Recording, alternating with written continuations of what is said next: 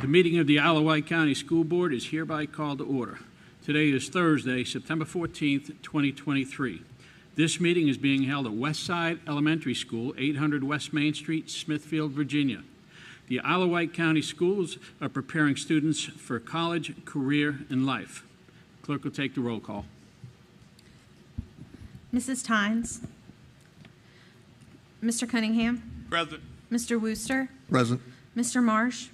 Here. And Mr. Colick. Present. Next, we will have the approval of the agenda or amendments for the closed session. Mr. Chair, I move to approve the agenda for closed session as presented. Second. 1 second. Mr. Cunningham. Yay. Mr. Wooster. Okay, I'm sorry. Yay. Mr. Marsh. Yay. And Mr. Colick. Yay.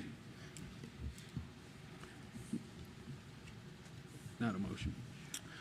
Mr. Chair, I move to go into closed session to review the personnel report posted on board docs under Personnel tab number 16.1 as authorized by Virginia Code 2.2-3711A1 for purposes of discussion and consideration of prospective candidates of Wight Public Schools for employment, contract changes, transfers, salary adjustments, supplemental contracts, deletions, supplemental pay, resignation of Wight County Public Schools employees, and to discuss or consider religious exemption for 5 students as authorized by Virginia Code 2.2-3711A2 that would involve the disclosure of information contained in a scholastic record concerning a student, and to discuss threat and vulnerability assessments for all school buildings and receive recommendations from staff to address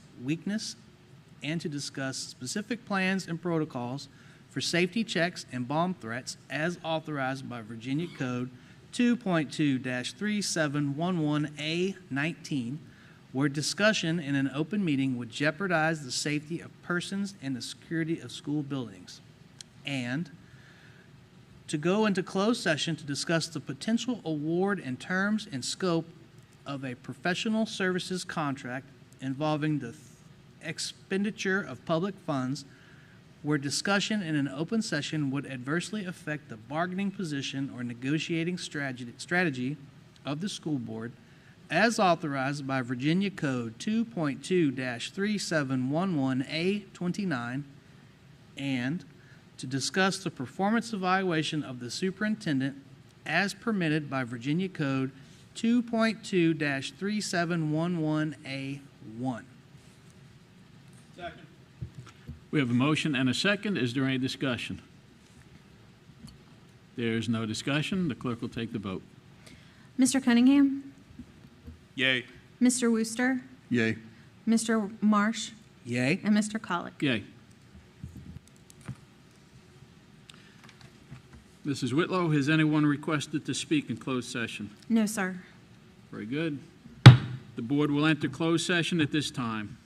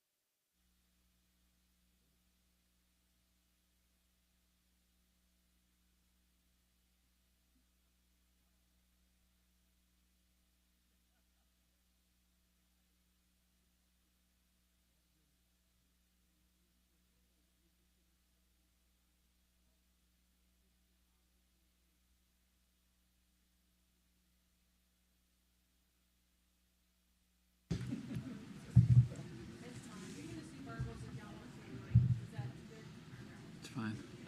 That's fine. This meeting of the Isle of Wight County School Board is hereby reconvened in open session. We have the certification of the resolution of compliance. Yep.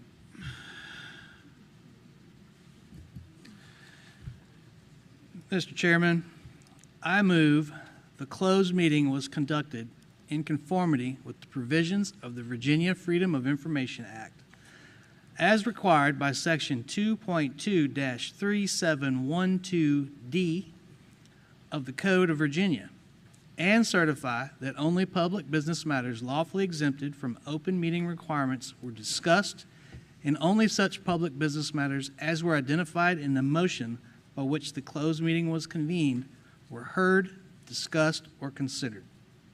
Second. We have a motion and we have a second. Is there any discussion? There is no discussion. The clerk will take the vote. Mr. Cunningham? Yay. Mr. Wooster? Yay. Mr. Marsh? Yay. And Mr. Colick? Yay. Next, we will have the approval of the agenda or amendments for open session.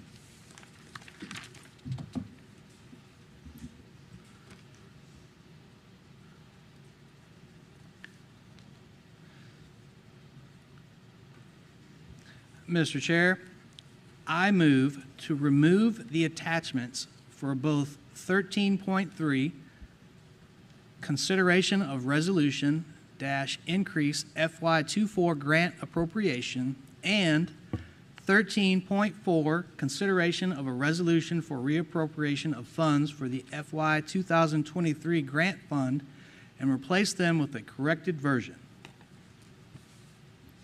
Second. We have a motion and a second. Is there any discussion? There is no discussion. The clerk will take the vote.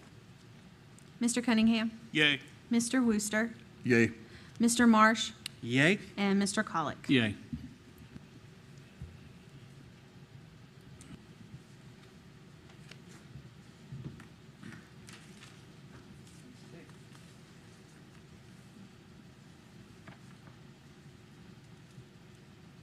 Okay, that's it.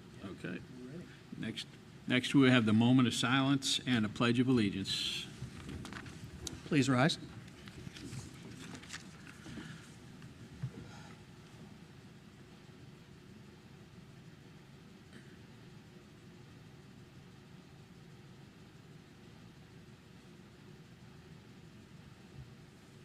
And now we'll do the pledge.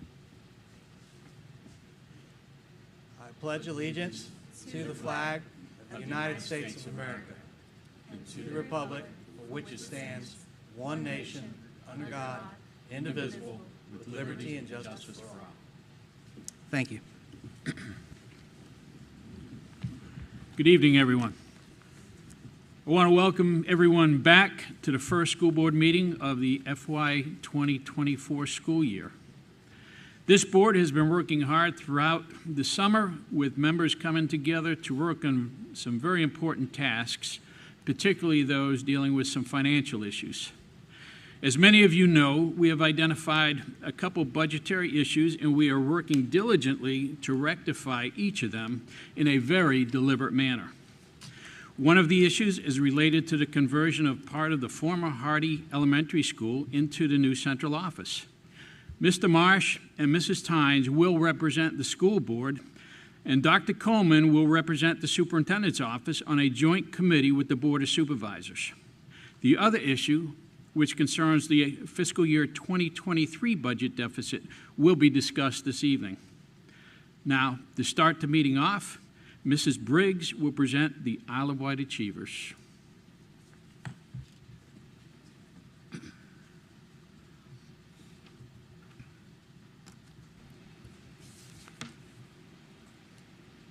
Good evening. The vision for Isle of Wight County Schools is to create a learning environment that will enable every child to discover his or her unique gifts and talents. The Isle of Wight Achievers section of our board meeting gives us an opportunity to recognize our students and staff for their unique talents and gifts. Tonight, we'd like to recognize a student from Smithville High School. There were two students who received recognition for their submission to the Virginia School Boards Association third annual student essay contest. The two finalists were recognized at the VSBA Conference on Education, which took place over the summer. This was the third year of the contest, and the theme of the 2023 contest was the meaning of civility. This year, the top two finalists each received a $500 scholarship. Isabella Meadows, a sophomore at Smithville High School, was selected as one of the winners by a panel of judges who were presented with the written essay as well as a recorded speech. As an award recipient, Isabella received a special invitation to attend the Conference on Education and delivered her speech to the audience of Virginia school board members, superintendents, and school division staff. Isabella is with us tonight. I'm going to invite her to come up to the podium, and we get to hear her award-winning speech in person tonight, and we also have a certificate and pin for her on the podium. Let me make sure.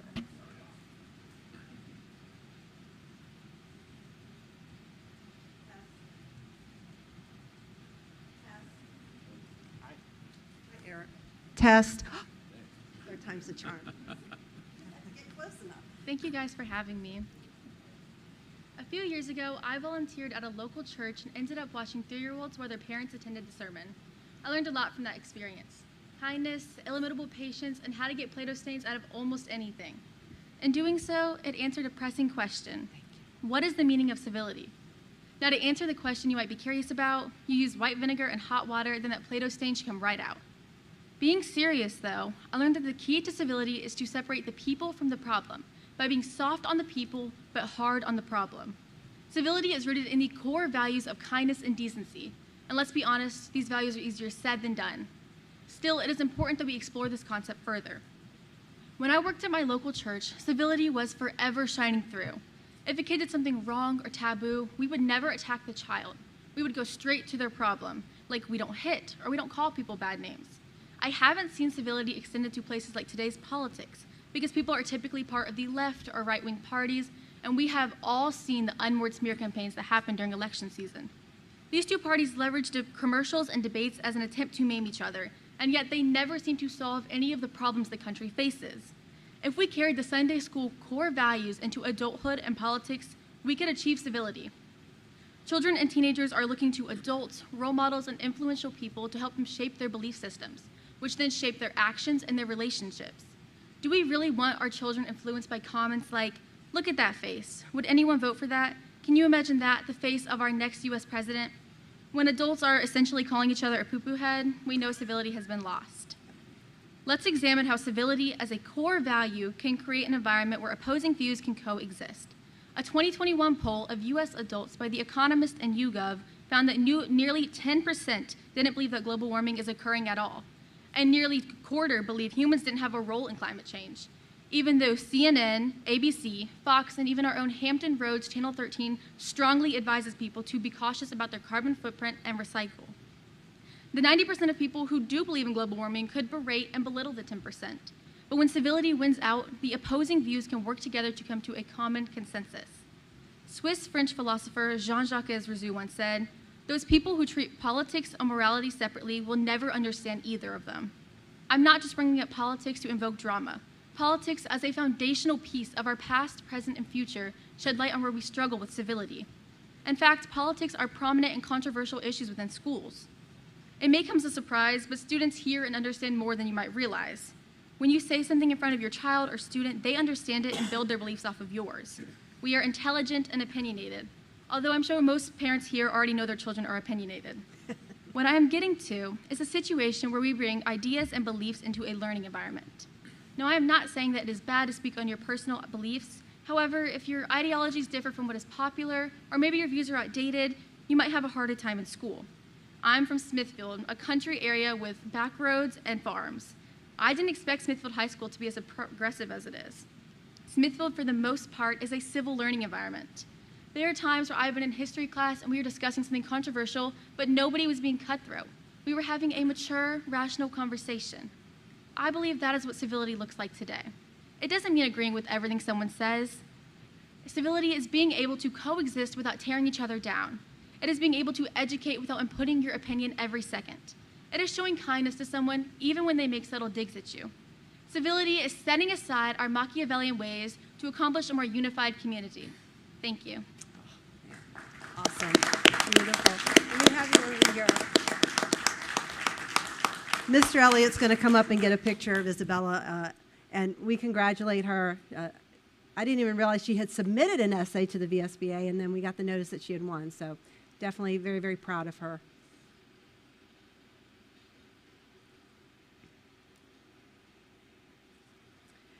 And we'll go ahead and move on to our next section, which is a recognition. Isle of Wight County Schools has partnered with the United Way of Southampton Roads for many years. We hold an annual campaign to raise funds with the goal of helping members of our community in need of additional support in their life. In 2021, our division donated over $29,000 to the United Way, but last year the donations were unbelievable. Our school division raised over $46,000 for the United Way of Southampton Roads. We've established 3 awards to recognize our schools for their efforts in supporting the United Way. The first is for the school that raised the most money from their campaign. With a donation total of $21,000, just over $21,000, that school is Westside Elementary. And I would like to ask Principal Matt Johnson and United Way Campaign Manager Michelle Lanzalato to come forward. They raised more as a school than the division raised in total in 2020.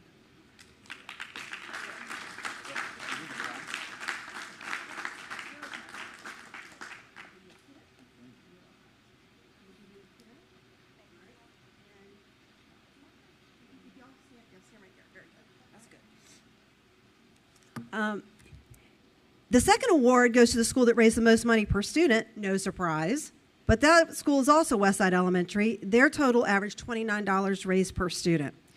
We did a third award, which recognized the school that had the largest percent increase in donations from the previous year.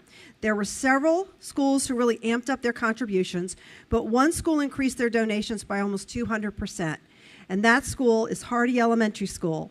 Campaign managers were Relda Fernari and Tiffany Jefferson Curse, and the principal is Shantae Denson. And I'm going to look around and see, do we have anyone from Hardy here?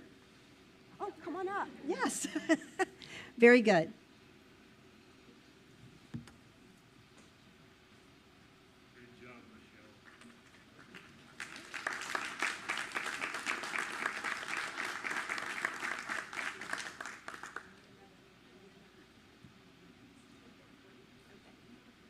I'm going to make you stand there awkwardly for a minute. Okay, they're going to stand there awkwardly for just a minute or two. I do want to announce the 2023 campaign kicks off in October, and we encourage our employees and parents to participate in the campaigns through our school-wide or individual donations. Together, we can make a difference in the lives of others.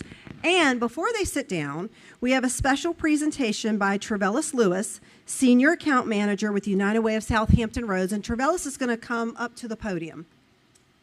Thank you. Good evening, Isle of Wight School Board. Dr. Kramer, thank you all for having me here this evening. So as Lynn knows, I'll just share briefly with you guys. I've been bragging about Isle of Wight to the rest of the school districts in Southampton Roads for about 6 months now, based off the sheer size of Isle of Wight and what you guys were able to do with your campaign this year. It rivaled some of the bigger cities completely. Westside Elementary, what they were able to do, completely eclipsed entire school districts by themselves, and things like that. So after doing the research that I've done and seeing how Isle of Wight County Schools has consistently grown over the course of our partnership with you guys, I decided that it was time for us to start some new kind of recognition. So it is my honor on behalf of United Way of Southampton Roads, as well as the entire Southampton Roads community, to award Isle of Wight County Schools with our inaugural district championship.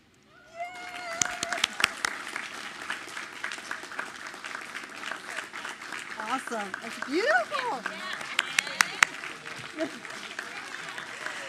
Very good. We are so excited, and we're going to have Trevellis come over here. And if we have any other representatives from our schools, I invited principals. I think we've got Smithfield Middle is, I think, with us today with Ms. Brown. Any other campaign managers, we're going to do a group photo because it is a group effort. So any building administrators? Anyway, that's going to conclude our presentations, but that's a big deal, so I'm real excited. Thank you very much.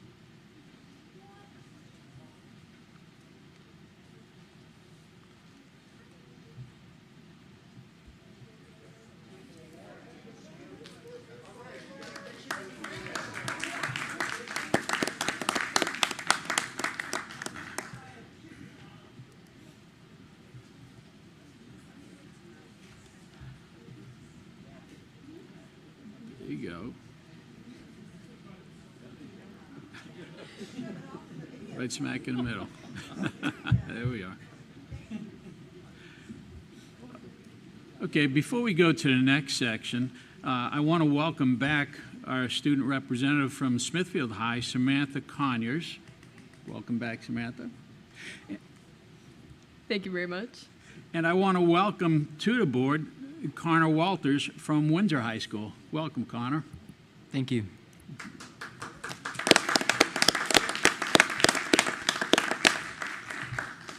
And we'll be letting you two speak in a few minutes. Okay. Now we're going to the citizens' requests to speak.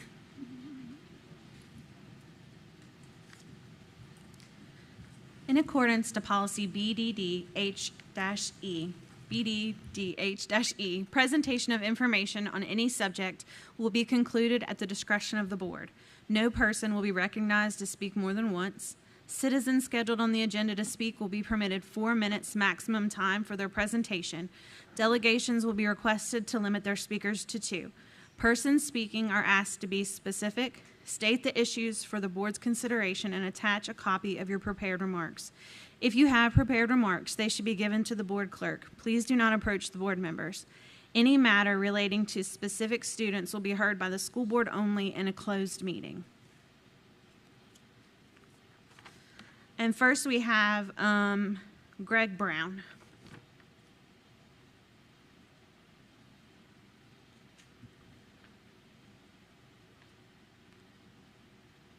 Good evening. Thought there was somebody in front of me. So, evening, board members, Dr. Kramer, thank you. I'd like to start off by saying that essay was really impressive. Every school board meeting that I've come to, I am just amazed by what the students of Wight County Schools are able to do. So, thank you to all the administrators and teachers in our school system. I'd like to address tonight the idea of parents' rights, especially as it relates to the governor's proposed model policies that I believe are on the agenda tonight.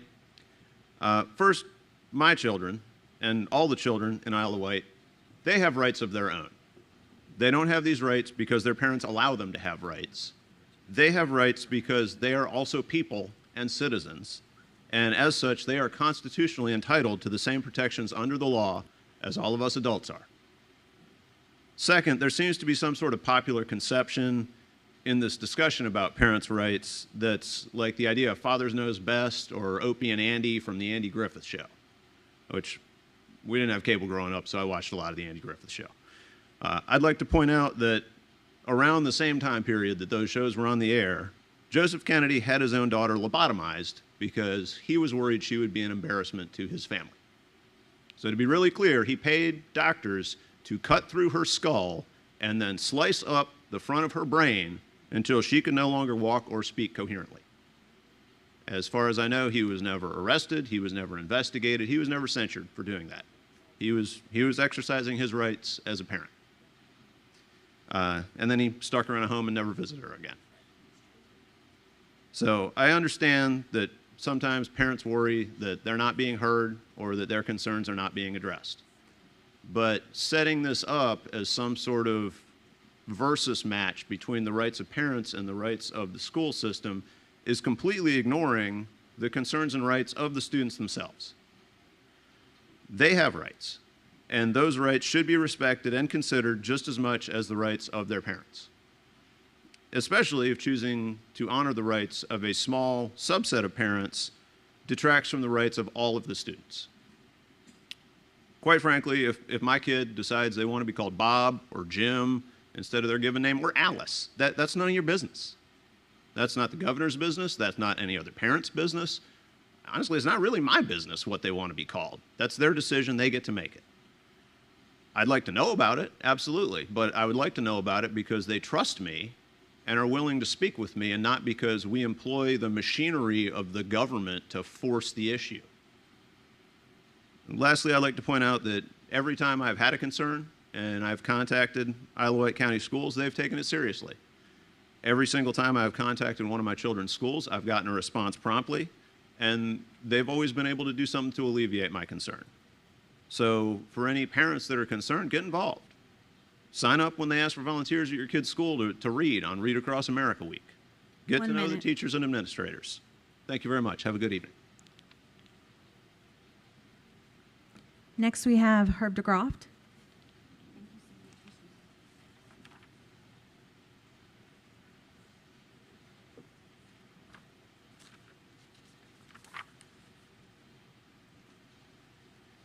Sorry to see Ms. Tynes isn't here, but my concerns are in regards to the spending overage of the fiscal year 23 budget. And I'm Herb DeGroff from the Carsville District. This budget ended on 30 June, which I see this evening there's yet another revised amount, which is now a little above $438,000, the fourth since July. And Dr. Kramer is doing a presentation this evening.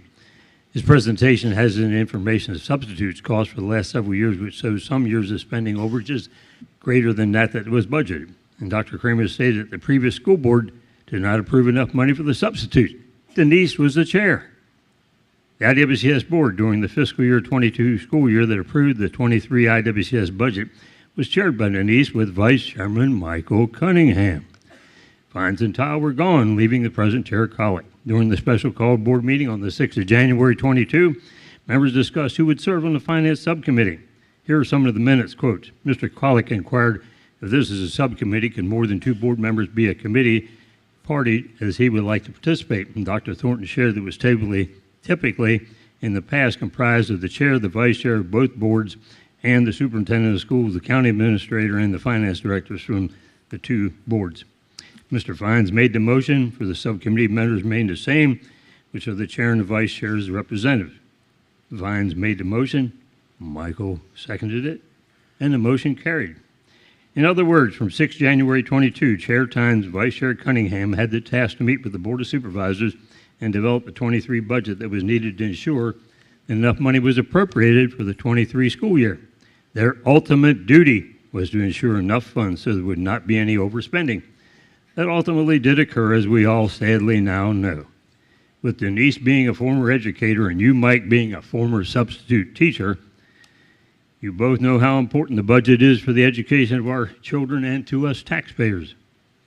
Is it safe to say that each of you are at fault here and you have failed your responsibility as an elected school board member?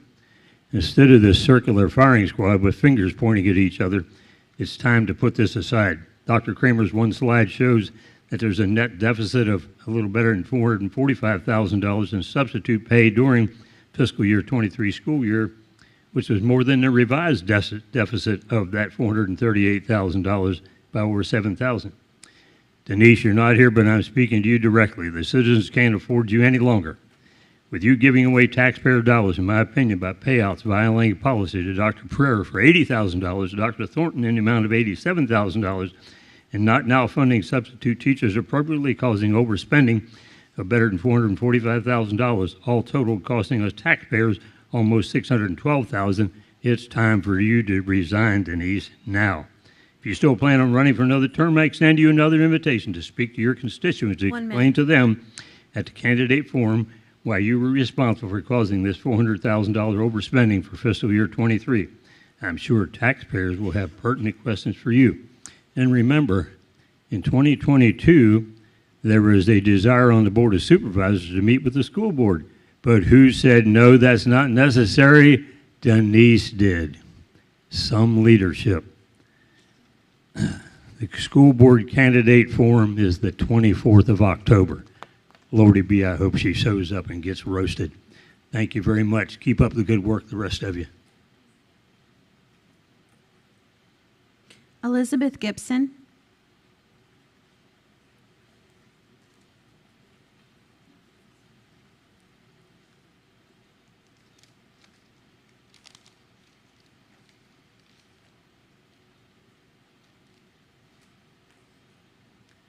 Hello. I'm here to express concern about the Department of Education model policies. As a whole, the policies target trans students and make it more difficult to provide them with support.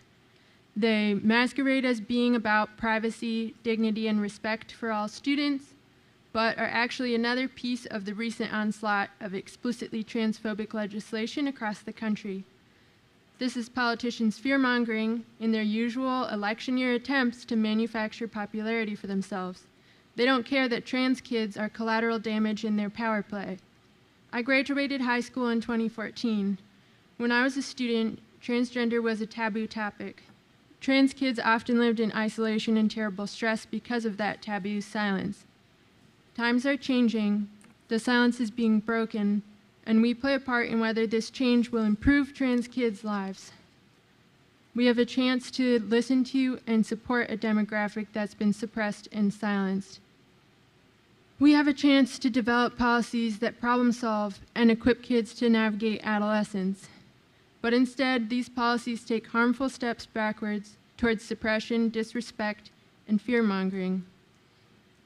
The previous model policies were created with input from the transgender community. If we listen, we can create useful, relevant, informed policies, unlike those before you. Thank you. Renee Dial.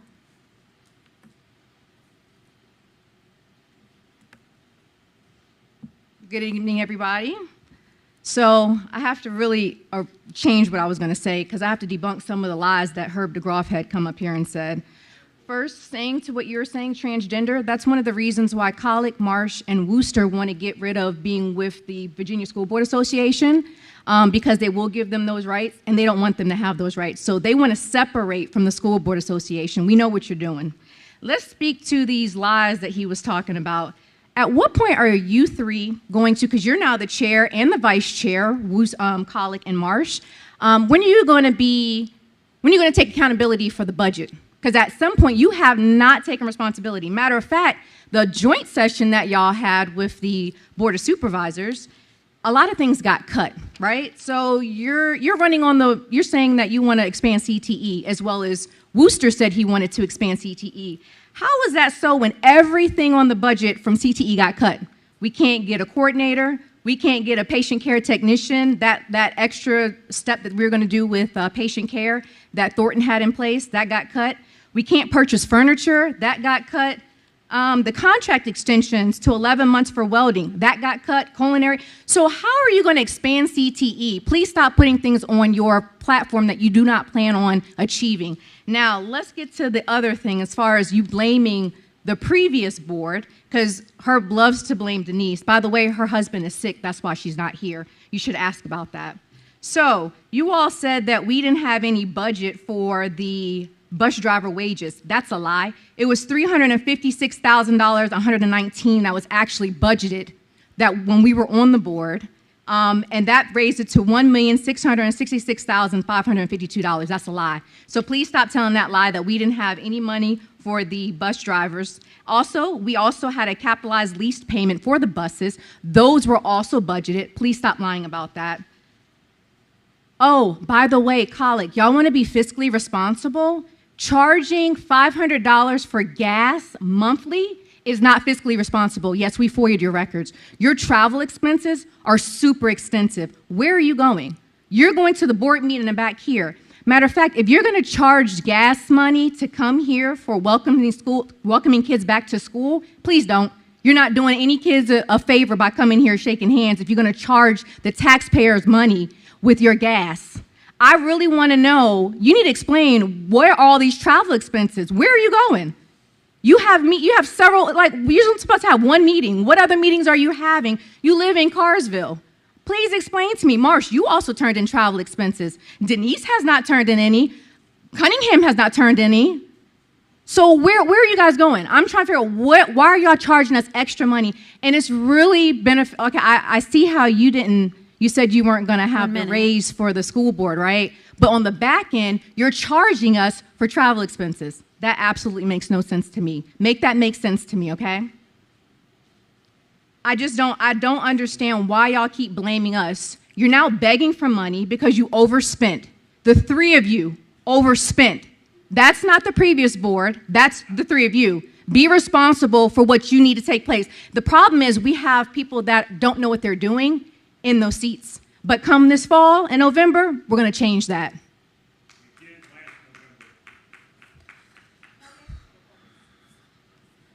Clint Walters.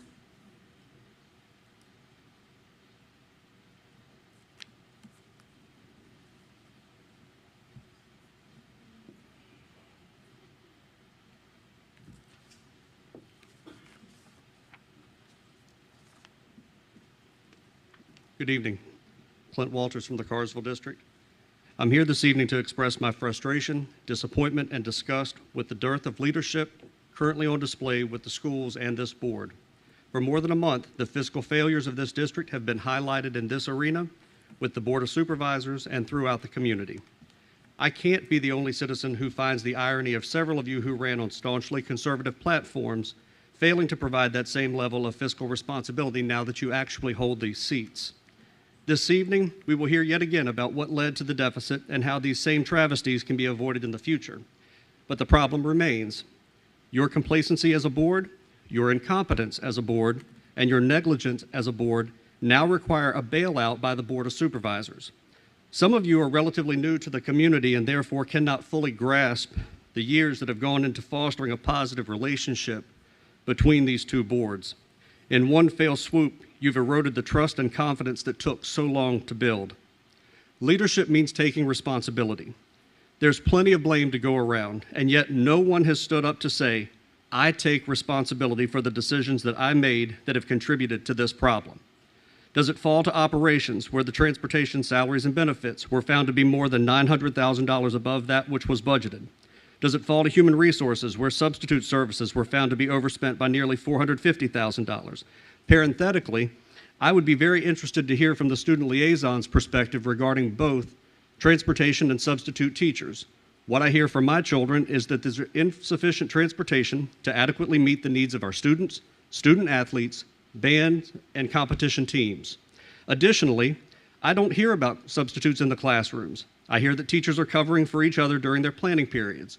So how exactly do we overspend and still not meet some of these basic needs? Does it fall on finance for not having monitored and efficiently made adjustments to the budget throughout the year? Does it fall to the deputy superintendent who oversees these three departments? Or does it fall to Dr. Kramer, who is ultimately responsible for the day-to-day operations of this school system? Any of these individuals could accept responsibility for their part, but what's been portrayed is that this is a problem from the previous administration. Let me be perfectly clear.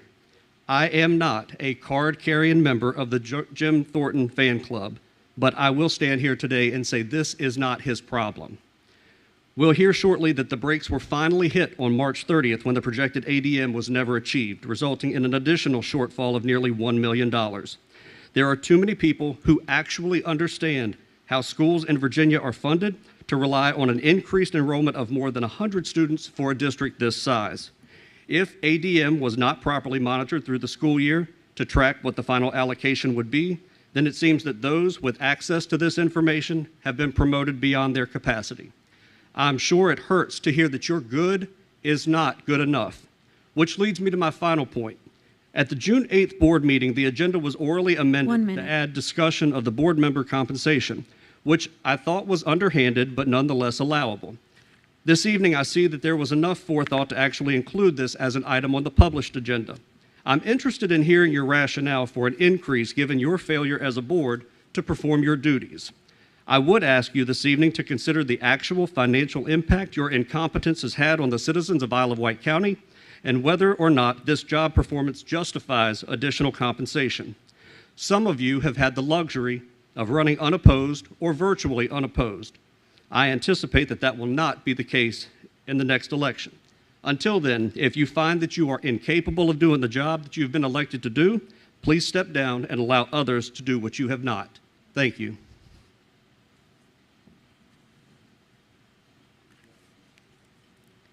That's it, Mr. Chair.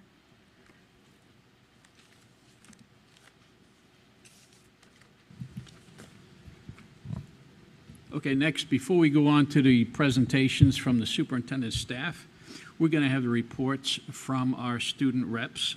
Samantha, you go first. We have a very exciting week at Smithfield High School this week. So tomorrow we have our first pep rally, our first football game, and the Smithfield Band is actually performing at the Isle of Wight County Fair. So we're all very proud of them for that. I know they're going to do amazing. This week we've also had the student government voting and campaigning, and that's been really cool to see such a lot of involvement. So that makes me really proud of our school and that we all care so much. So we've been doing great 2 weeks. Can't wait for the rest of the year. Very good, thank you. And Connor. Yes, sir. First off, I want to say thank y'all for the opportunity to get to serve on this board. I look forward to it. Second off, I just want to say that we're very proud of our sports teams this year, especially volleyball and football. They're having both a winning season. Homecoming for WHS is right around the corner. Our games and parades are the 29th, and our homecoming dance is the 30th. And lastly, we're excited to welcome Dr. Kramer to WHS for Windsor for the Windsor Beta meeting on Wednesday. Thank you. Great, thank you, Connor. And next, we have the presentations from the superintendent's staff. So first, we will have Bullying Prevention Month proclamation. This is an action item.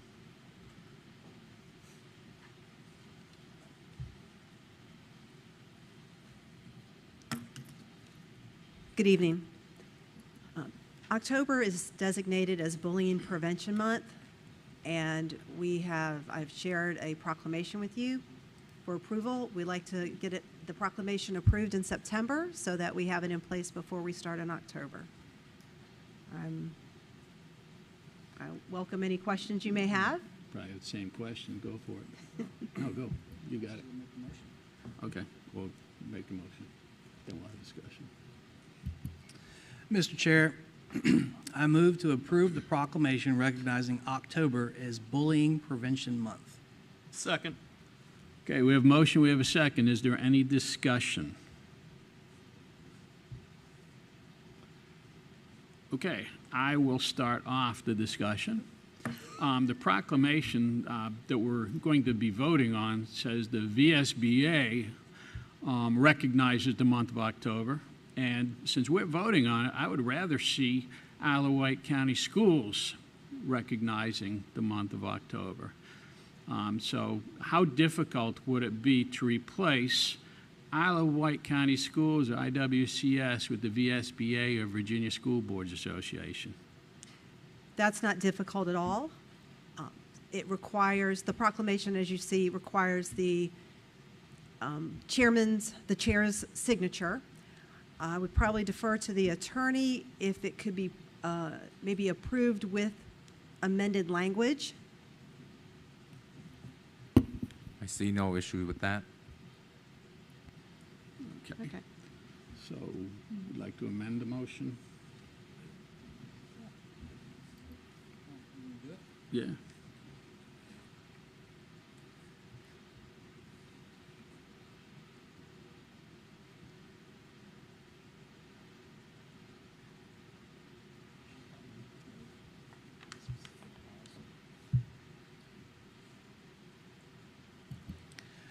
Mr. Chair, if I may make a suggestion, this is already written. I would suggest that moving forward next year, we'll just adjust accordingly. So I will proceed if that's what you want to do, but my suggestion is to approve this as written, as we've already made the motion to do, and then next year we will just adjust it and tailor it specific to Isle of Wight County Schools. And then we can cite our own specific policy, and we do have policy that addresses bullying because we have adopted these policies. So, Absolutely, if that's the. Okay, what's the consensus? Okay, then we will move forward with the motion. And next year, let's change it out next year. Absolutely. Thanks, Yes, Lynn. Okay, Mr. clerk will take the Cunningham? vote. Yay. Mr. Wooster, Yay. Mr. Marsh, yay. and Mr. Colick. Yay. Next is the Memorandum of Understanding for School Resource Officers. Again, this is an action item. Dr. Coleman.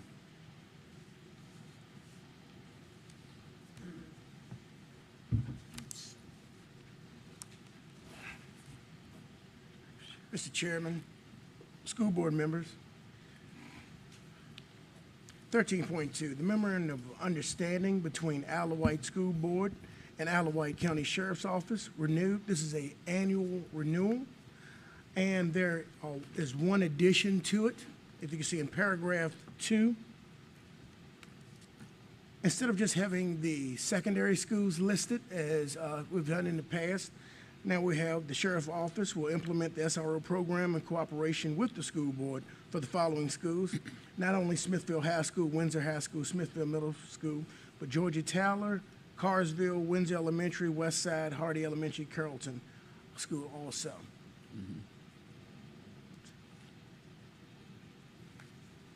Right. Okay. Those are the only changes to the MOU. Thank you, Dr. Coleman. Mr. Chair, I move to approve the MOU for the school resource officers for the school year 2023-2024 as presented. Second. Okay, we have a motion and a second. Is there any discussion? Mr. Chair, if I may. Mr. Marsh. Dr. Coleman, I don't have an issue with the way it's written, just for the people that are listening, the public. So this is adjusted to ensure that we now have an SRO in all 9 Isle of Wight County schools. Yes, sir. So that's awesome. The question I have is the SRO reports to a supervisor from the county, the Yes. sheriff's department. Yes, and they sir. check in with the principal at least once a week. And I would assume that they do that daily anyways. They do it daily.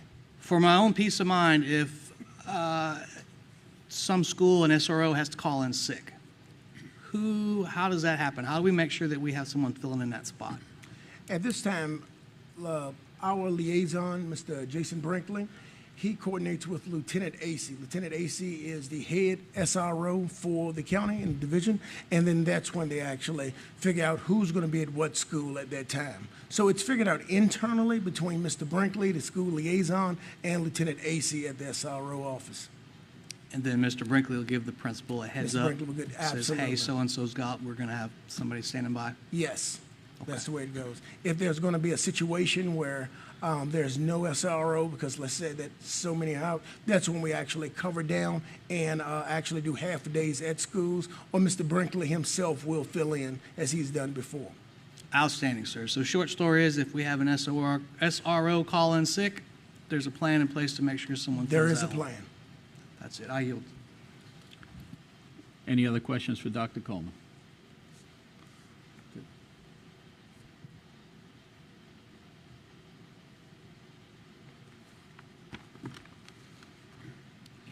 Ready for the motion? Yeah.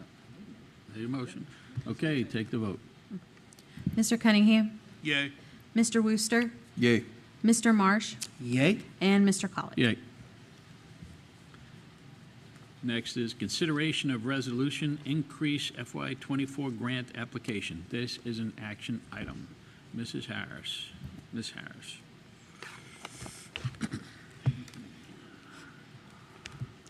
Good evening, Chair, Vice Chair, Dr. Kramer, and the rest of the school board. Before you, as revised, we have a motion to approve the presented resolution in which we have an increase to our grant fund located in the Title IV funds. Actually, initially, we appropriated for FY23 and 24 for $47,980. We received the true total allocation that is coming from the state in the total amount of $73,054.90. So we want to increase our appropriation by $25,075. If you would approve that, that resolution, we can submit this information to the Board of Supervisors for final approval.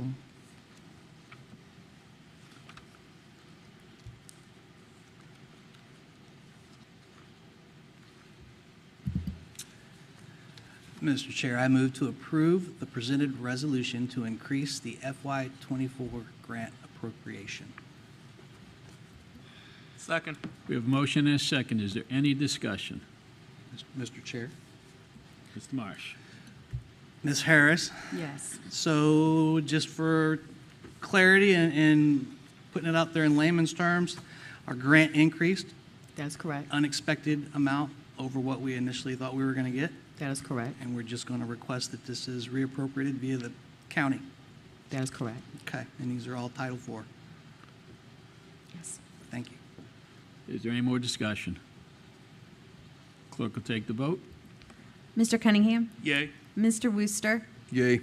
Mr. Marsh, Yay. and Mr. Collett. Yay. Next is the consideration of resolution for reappropriation request for FY 2023 grant fund and another action item. Yes. So before you, you have the revised resolution to request that the Board of Supervisors would reappropriate the encumbered amounts within the grant fund totaling $714,957. These are encumbrances that were still active and open as of June 30th of 2023. We were asking that those funds would be reappropriated to the 2023-24 fiscal year so that we can pay those purchase orders and add that amount to our 23-24 grants fund budget. If you would approve.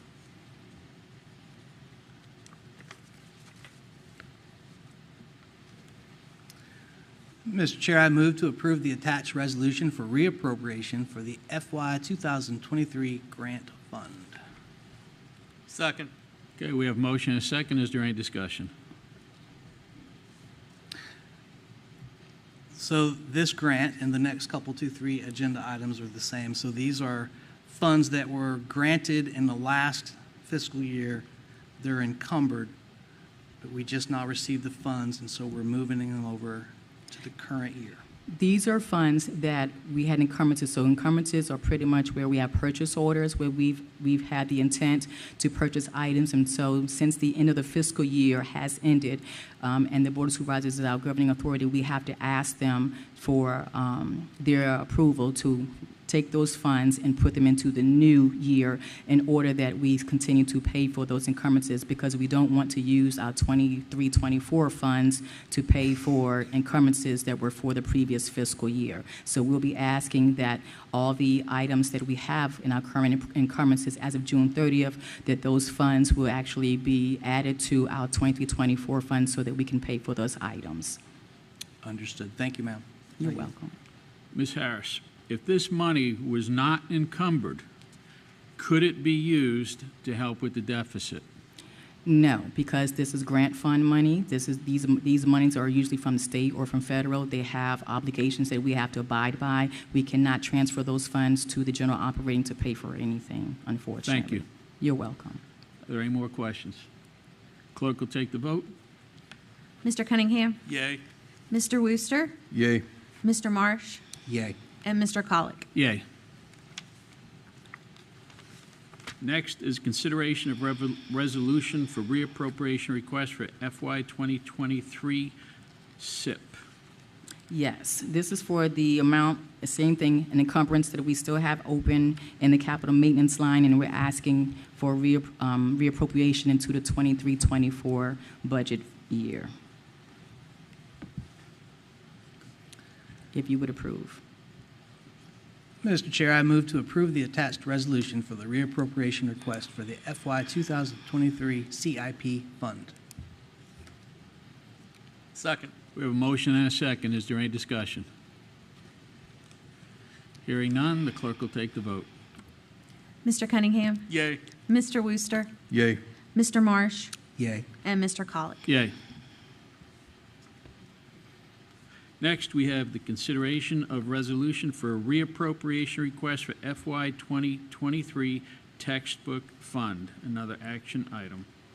Yes, and so we have $41,894 that were still open as an encumbrance at the end of June 30th, 2023. We're asking for your approval to reappropriate those funds into the 23-24 budget year, if you would approve. Mr. Chair, I move to approve the attached resolution for the reappropriation request for the FY 2023 textbook fund. Second. We have a motion and a second. Is there any discussion? Hearing none, the clerk will take the vote. Mr. Cunningham? Yay. Mr. Wooster? Yay. Mr. Marsh? Yay. And Mr. Colick. Yay. Next is grant writer position, an action item. Ms. Sullivan will provide information on the grant writer position to the board. And Mr. Chair, if I may, as Mrs. Sullivan Dr. Kramer. approaches the dais. As we've discussed, and I think I've had this conversation with a number of you regarding the need for a grant writer position, as I've shared in our conversations, there are numerous state, federal, and even private grants that are made available that we are currently not seeking, given that we do not have a designated person to write these grants. A successful grant writer, in my experience, will help to generate hundreds of thousands of dollars in additional revenue for our division, if not millions. An example is the conversation we had with the Board of Supervisors in Paul D. Camp Community College just a few weeks ago regarding a few $1 million that would be made available to our school division in partnership with Paul D. Camp Community College if we are successful in receiving that grant. And our grant writer would be able to work with the college in helping to write that grant. Again, those funds would be used here for our CTE program. And I think Dr. McCray, president of Camp Community College, stated that that alone would produce a few $1 million that we could benefit from. Therefore, I'm requesting a part-time grant writer position to help reduce the salary, making it part-time at this time. As you know, this position was not allocated in the 2024 operating budget. Therefore, we would need to identify a revenue source or available funding for this position before the position is filled. So what I would ask the board for would be to approve the position. However, prior to filling the position, it would be the responsibility of the superintendent and staff to identify a revenue source or additional funding for that part-time position.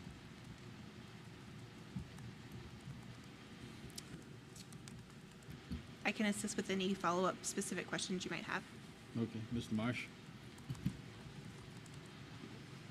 Dr. Kramer, so we have talked about this, and I appreciate the conversation, and I have no doubt that this is a needed position, but I'm going to lob a few questions at you in no particular order.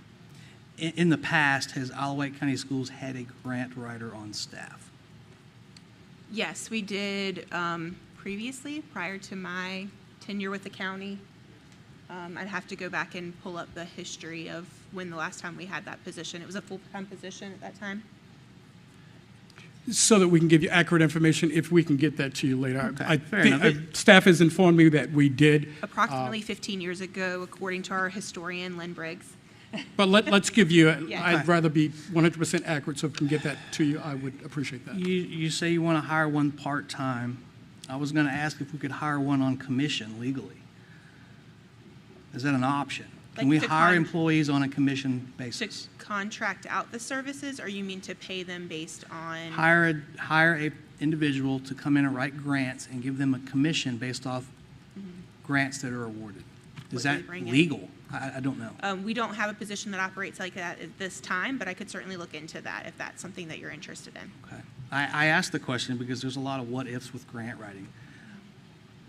We would hope that a grant writer would generate revenue, but we don't know for a fact. It's like buying scratch-off tickets. If I may respond to that? Yes, sir. So often you gentlemen ask, and rightly so, how are the positions being evaluated? How are we ensuring that they are basically worth their, how are the positions worthwhile for our school division? I think this is one of the positions that is very clear-cut. If we are not producing far more revenue than the person's salary is, then that would be concerning. So I think that this is a position that we could very much quantify in terms of its value to our division. I welcome the opportunity to have ongoing conversations with you regarding is this position producing? Are we bringing in additional revenue? Again, if we aren't, then that would be pretty clear-cut in terms of the value of that position to our school division.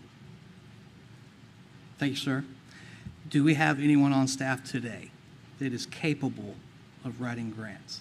I think we have quite a few people who are on staff who are capable, but in terms of their responsibilities, that is not in their job description. And I think Mrs. Sullivan can speak to individuals we have who are actually performing the responsibility of overseeing federal grants, which is different from what we are discussing. So do we have someone who has that ability? Yes, I would say so. But do we have someone who has that responsibility, the time to do that? I would venture to say no. Okay. So, Dr. Kramer, I don't object to the position. I certainly entertain more conversation. I'd like to get a little bit more on the ability, legal ability, to hire a person like this on commission, performance-based. You said a part-time position, perhaps a base salary with an agreement to increase based off performance. Certainly different options. Your request is for the board to approve this and then allow you the opportunity to find a line of funding. I will respectfully disagree with that. It is my position that we need to identify funding very clearly before we authorize any more spending. And we'll certainly get into some more numbers as the night goes on, but just rough math between last year's deficit and at least two other actions that this board has taken since the fiscal year started, we are roughly in the red. I won't say we're in the red. We have approved purchases and we have a deficit totaling somewhere in the ballpark of $600,000 that is not in our current budget. All that said, I'm not supportive of the idea of writing a check to hire someone if I don't know how we're going to pay for it. And obviously, I'm only one of four tonight, but it would be my position to deny this as an action item, table it until we can get our deficit taken care of, until we can identify how we're going to fund our, there was a couple other things we did here. I'll just spit them out. The hiring campaign was $90,000. The ESS contract addendum was roughly $60,000, and our total deficit is $438,506. So it's my position, and until we identify how we're going to make up $588,000 plus out of our current operating budget, I am not willing to approve spending any more beyond our budget. That's my position, and I yield. Are you moving to table this? I certainly will, but I wanted to give everybody a chance to discuss. That's just my position. Okay. Mr. Chair. Mr. Worcester? I just want to echo the same sentiment that Mr. Marsh just did. You've already said this is a non-funded position, and with us currently being in a deficit now, I would recommend tabling any further discussions on any non-funded positions coming up in the future. That's just my standpoint. I yield. Mr. Cunningham? I concur with that. And until we know where we're going to get the money from that we are short now, we don't need to spend any more. But we do need that position. It's just not right now. We don't know how we're going to fund it. Okay. That's it. We'll go ahead and we're going to table that for further discussion. Thank you, board members. Next, reports from the superintendent's staff. First, we'll have the final 2023 budget review. And as they come forward, Mr. Chair and Vice Chair, members of the board, thank you again for this opportunity. I will reserve my comments, if I may, at the end of the presentation, but this is an update to the previous presentation that was presented last month in August.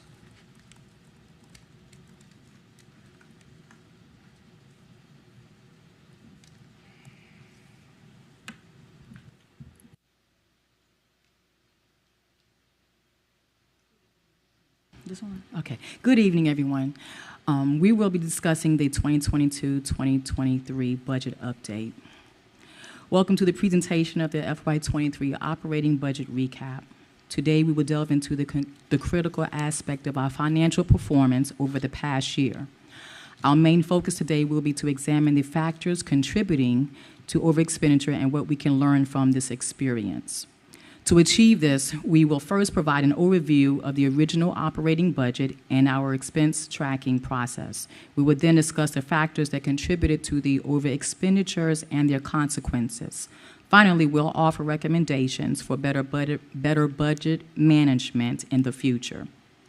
Before we dive into the details of our operating budget and its over expenditure, let's start with our comprehensive budget overview. This will help us to understand the financial framework that guides our operations.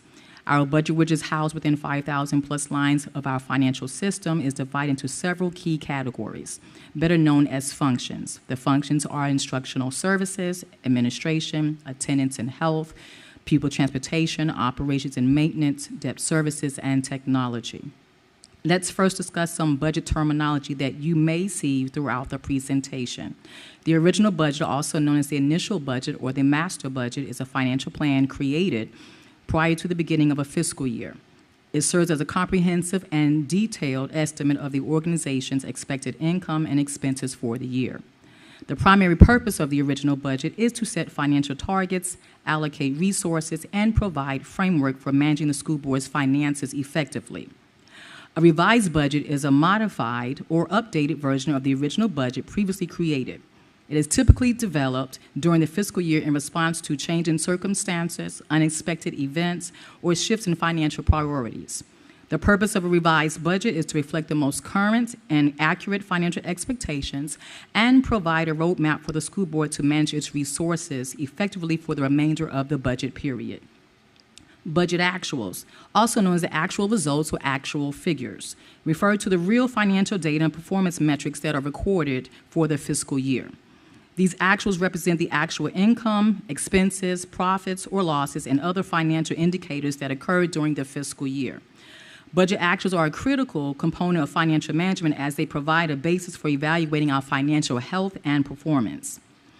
Purchase order, which is a commercial document issued by a buyer, which in this case would be the school board, to a seller or a supplier, which in the case would be a vendor, indicating the school board's intent to purchase specific products or services at a predetermined price and quantity and are an integral part of the procurement process. Our original operating budget for FY23 was approved as $67,180,185, covering all expenses and revenue projections from July 1, 2022, and June 30th, 2023. As revisions took place during the course of the year, our revised budget became $67,992,692.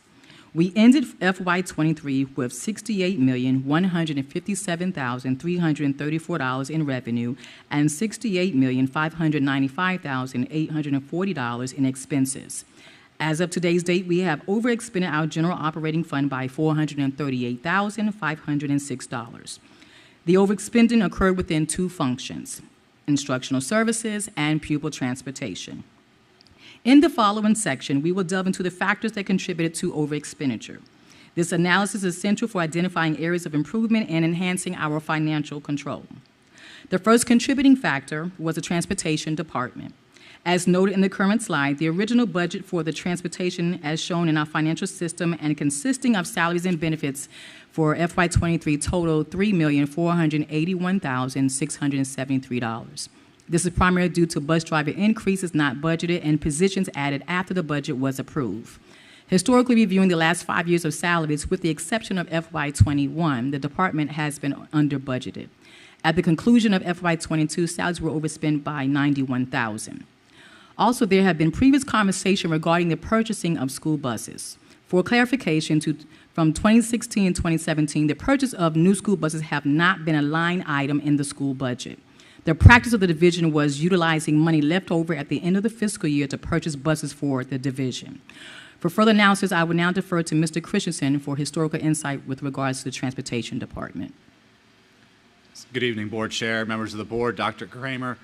It's important to consider when we look at the overage in transportation salaries and benefits that there are 73 different line items in Munis related to this transportation salaries and benefits. So it would be a gross oversimplification to simply state we were over $900,000 in one line item, end of story. No, the story is much more complex and nuanced than that. 73 different line items comprise, and ultimately we arrive at the $903,000. But just to give you an idea of some of those different line items, driver salaries are one, bus aid salaries would be another, mechanic salaries, workers' compensation, FICA, Medicare benefits, hospital medical plans, and the list goes on. So many, many different line items account for this number that we arrive at. It's impossible to determine what factors were or were not considered when the fiscal year 23 budget was built. That would be pure speculation. But what we do know is that there were a couple of definite factors that contributed. One is the drivers were given raises. We know that was a factor, but it's not the only factor. Bus aides were also given raises. Mechanic positions that hadn't been filled in years were not loaded into Munis, so those funds weren't there. But the positions were still open. Well, thank goodness for the transportation department, we did fill those positions, but the money was not reflective in Munis, so that was another contributing factor here. Field trip, athletic trip wages, those were adjusted to match drivers' hourly rates. That happened when we were having a hard time filling those trips and athletic events. So we spoke with the drivers and came to the agreement that we would match their salaries. And that, again, was another contributing factor. So as you can see in front of you here, we have different what are called orgs in Munis, that's short for organizations, general, special, athletic, summer, monitors, and maintenance. Those are the orgs. You can see that it's not just one org that this overage is in. It goes across the board, across the board, except for one we were actually under. But you can see that it's much more complex than just one factor here contributing to the overage. The second factor that contributed to our overspending was the underestimation of substitute services. With regards to budgeting for substitutes in FY23, their proposed budget from the February 10, 2022 meeting totaled $398,808. However, the original budget entered in Munis by a previous staff member summed to $231,948, although our financial records indicated we spent $479,519 in FY22. In FY23, we spent $677,481, giving us a deficit amount of $445,533. As you can see, regardless of the figures not configured properly within the financial ledger, insufficient budgeting was still a contributing factor. For further discussion, we will now defer to Mrs. Sullivan for further explanation of use of substitutes in our division. There are two overarching reasons that led to the increased need for substitute services, one being the fill rate and the other being increased pay and bill rates over the last several years. Each time a teacher is in need of a substitute, they enter an absence into our platform. The unfilled absence column on the chart above reflects the number of times that an absence was not filled by a substitute, and the number in the second column represents the number of times the absence was filled by a substitute. The last column shows the fill rate, or the percentage of times a position was covered by a substitute in comparison to how many jobs were entered in totality. In 22-23, there was an increase of 651 additional absences requested in comparison to the 21-22 school year. However, 1,265 additional absences were filled in the 22-23 school year, as noted in the 12% increase of a fill rate between the last two school years. It is of note that both the 1920 and 2021 school year's numbers are drastically affected by COVID. Additionally, when an absence is filled in ESS, the company we contract with to provide substitutes bills us at the rate you will see on the right, and the substitute receives the pay rate located on the left. While we have several bill and pay rates based on the absence being full or half day and the credentials of the substitute that picks up the position, this chart is an apples-to-apples comparison of our lowest paid degreed sub. You will note the largest increase between 21 and 22 school year, which was to ensure that we were meeting minimum wage requirements. This now brings us to our third contributing factor, which is the average daily membership, also known as ADM. Per the budget presentation provided at the school board February 10, 2022 meeting, the projected enrollment estimate for FY23 was listed at 5,568. although the FY21 enrollment was 5,281. The estimated increase of 287 students, or 5.44%, was based on the potential increase of kindergarten and homeschool students returned to the classroom that were previously kept home during the pandemic.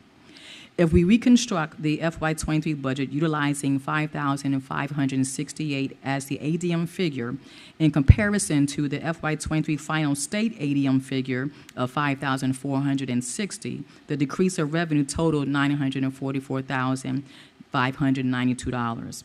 I would now defer to Ms. Colleen Loud for further information and analysis with regards to the ADM. So the first thing I want to clarify is what these numbers mean. So fall membership is the number of K-12 students as of September 30th. Fall funded membership is that number minus students who are in private placement, which is funded by CSA, non-disabled students who are outside of school age, and students in special education regional programs. ADM is average daily membership.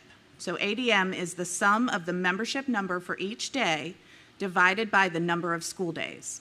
Spring ADM is calculated through March 31st and is the figure on which state funding is based. This chart shows the figures for the past few years. It also includes the spring ADM projection generated by the state the previous spring and the actual ADM change from year to year. The highlighted cells are those that were included in the initial budget presentation in February of 22. So if we look at the 22-23 row, you can see that the projected ADM was significantly higher than our actual. I believe this is due to two factors. The first, the number assumes continued 3% growth, similar to what we saw between the 2021 and the 21-22 school years. However, much of that change was a rebound of students returning from homeschool or other options during the pandemic. It was a large one-time jump and not something that was going to continue year over year. The other factor is a change in parent preference for instruction over the last few years. Our county has actually grown more over the last year than the ADM change would indicate. However, more of these families are choosing to provide home instruction rather than enroll with us. In the fall, we report the number of students receiving home instruction to the state. That number has increased from 231 in the 1920 school year to 386 in the 22-23 school year. There was a significant jump in 2021, which correlated with the drop in membership, which was due to the pandemic, and we weren't alone in that. The entire state saw the same pattern. However, while many of those who were students with us previously have returned, the overall number of homeschool students remains high due to many new families choosing this option. Also, while analyzing the affected revenue areas, we realized of the $944,000 revenue deficit, $568,126 could have been avoided. This brings me to the next factor of discussion, which is the compensation supplement. In order to participate in the VDOE FY23 compensation supplement program and its related requirements, the school division has to make certification to VDOE. On July 15, 2022, a staff member inadvertently certified that the school board would issue a 2.5% salary increase, which is the minimum, instead of the 5% salary increase as approved by the school board and the Board of Supervisors. Due to the inadvertent error, the school division received a prorated state share of funding. Instead of receiving $1,116,273, the school board received $548,147, creating a loss of $568,126, as mentioned earlier. Exceeding the allocated budget created significant consequences for the school board. These consequences caused financial strain and resource allocation challenges. Upon my hiring date on February 17, 2023, just 4.5 months before year end, I made some quick adjustments to management of our fiscal operations for the remainder of the year as cuts of funds were necessary. Measurable action was implemented division-wide on March the 30th, 2023 via freezing the general operating budget. Funds could only be spent primarily on operational necessities. In April of 2023, a mass review of open purchase orders, also known as encumbrances, totaling $3.2 million, was conducted, and the purchases that were not a necessity or could be funded in the new fiscal year were canceled in an effort to free funds for the potential deficit. Amazon and purchase card privileges were suspended until the end of the year. There was also vacancy savings within our funds, such as benefits and salaries. In the next slide, you will see where some of our savings came in to help control our potential deficit. They were related in the categories as capital replacement furniture.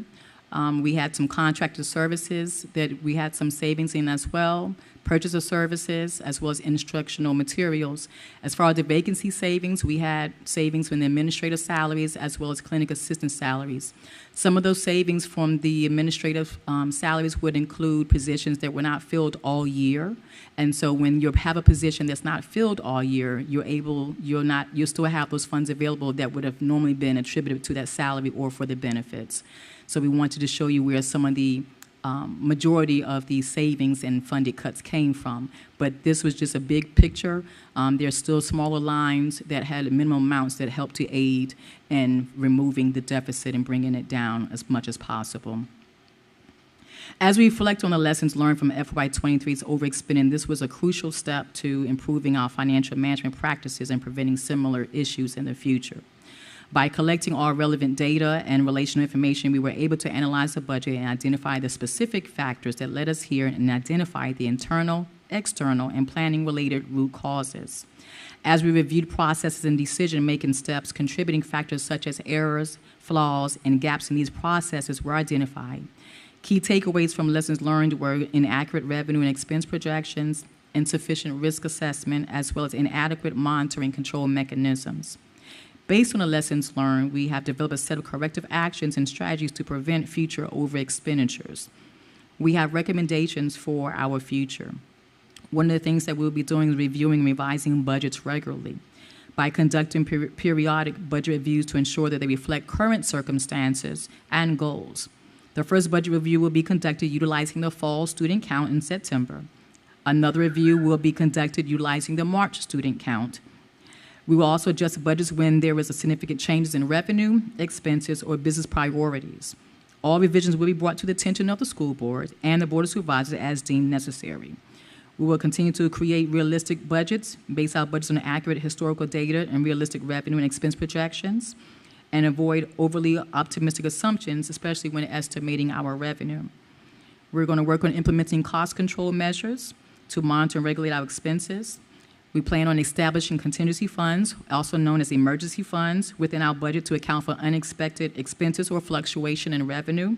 This can help to be a buffer to prevent our over-expenditure.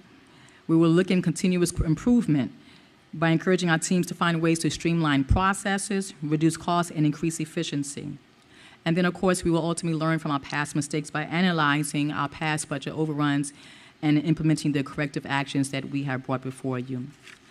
As you can see on the following slide, we have summarized our deficit, all the factors that relate to a deficit, transportation deficit of $903,380.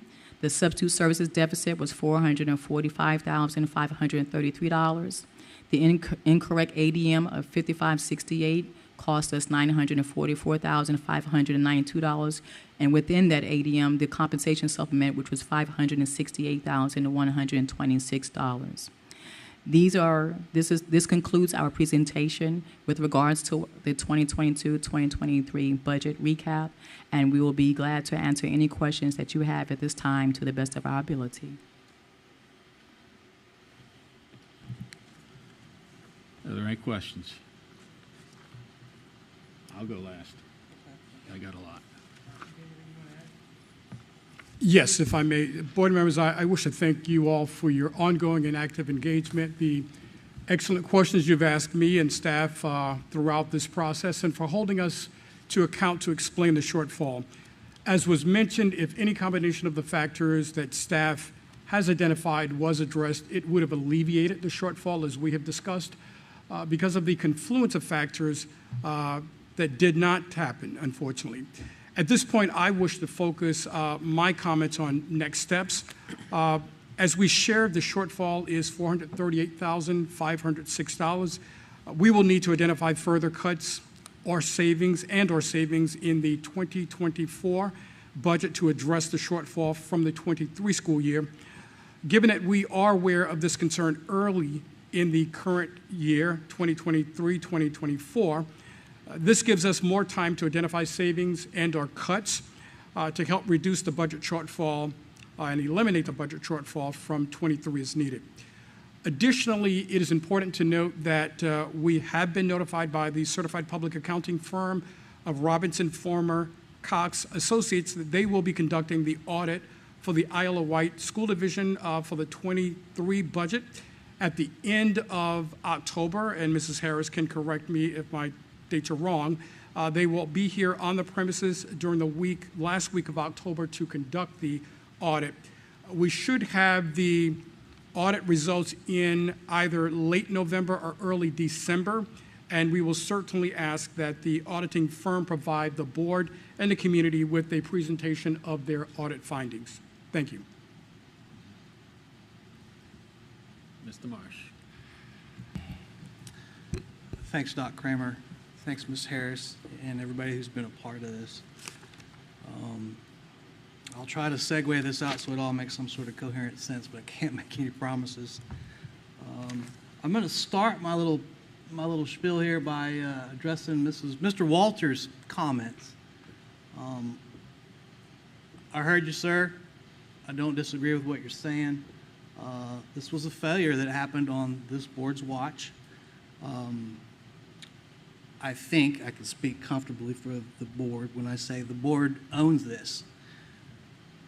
But part of this process was to afford the taxpayers and the people watching an explanation of how we got to where we are. But at the end of the day, the board has to own it. And a big part of the conversations that's went on for, goodness gracious, some time now, has been to figure out how we got to where we are and try to figure out how we're going to move forward. And there's a couple things I want to walk through on the slides. Mr. Walters, you said there's a lot of people that understand how schools are funded. I hear you. I think there's a lot of people that don't. I'll speak for myself right now and say that when I got up here last year, November, December, I've been sucking from the fire hose since day one. I finally feel like I'm in a position where I can ask intelligent questions. There's a lot going on here, a lot. And if you just look at the monthly financial reports and think you got a handle on your budget, I think you're selling yourself short because there's a whole lot more to it than that. If we could go to that slide that says budget overview.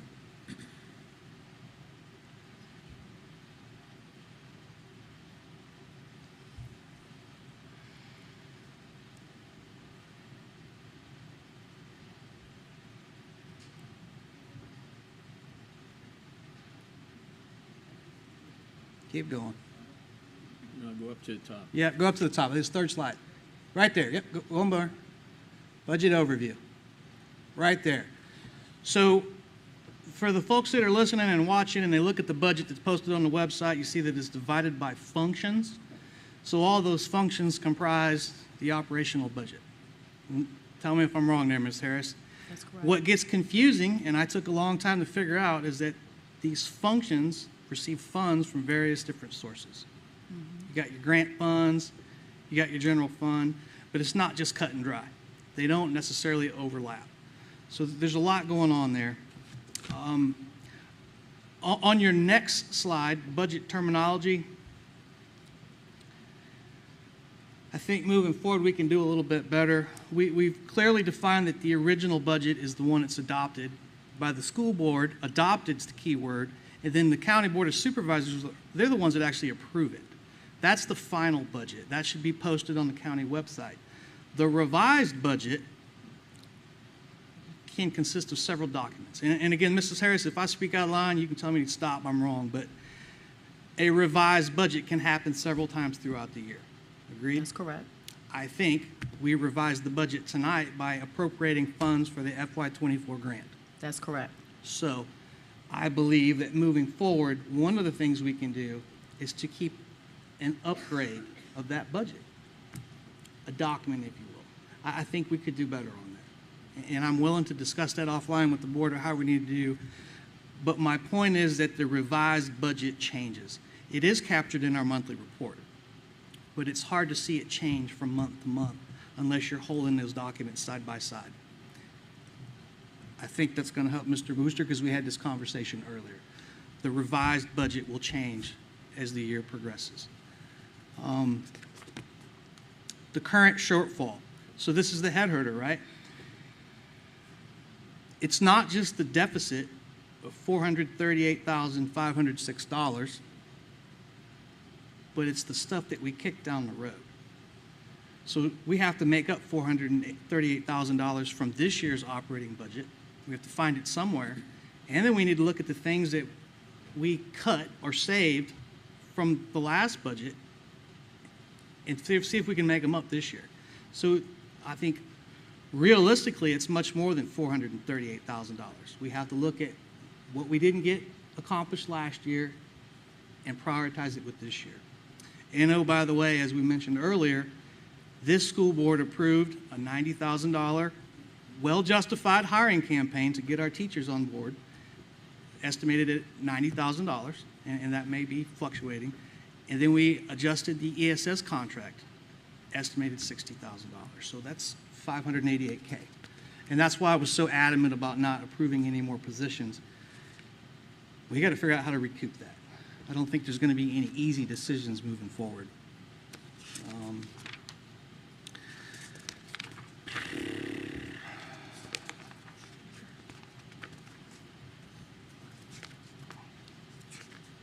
ADM.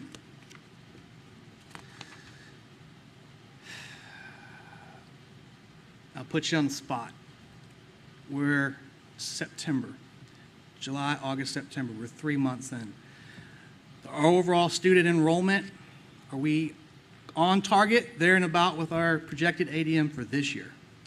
So the ADM that was used to build the 23-24 budget was 5430. So rough calculation as of today is we're at about 5457. Okay. So we're in good shape. Okay, good. So I think that's something that we can do a little bit better on. I'd like to keep a little bit more oversight on that, where we're at with respect to ADM moving forward.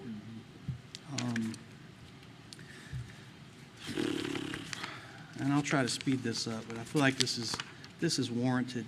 Funded cuts and vacancy savings.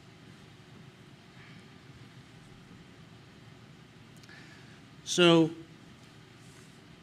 we could go through all these. I don't think it's necessary. And if anyone watching's got questions, I think if you reached out to us, we could get you some specifics. But there's two things I want to point out, and you hit on it when you were presenting this. Your administrator salaries and your clinical assistant salaries. So that's a combination of positions that weren't necessarily funded or positions that are filled. Yes. Positions that were not necessarily filled or positions that were filled at less than the budgeted amount or positions that were only filled for a certain period of the fiscal year. Maybe an employee was on board for 6 out of the 12 months. So that's a perceived savings of half that budgeted salary.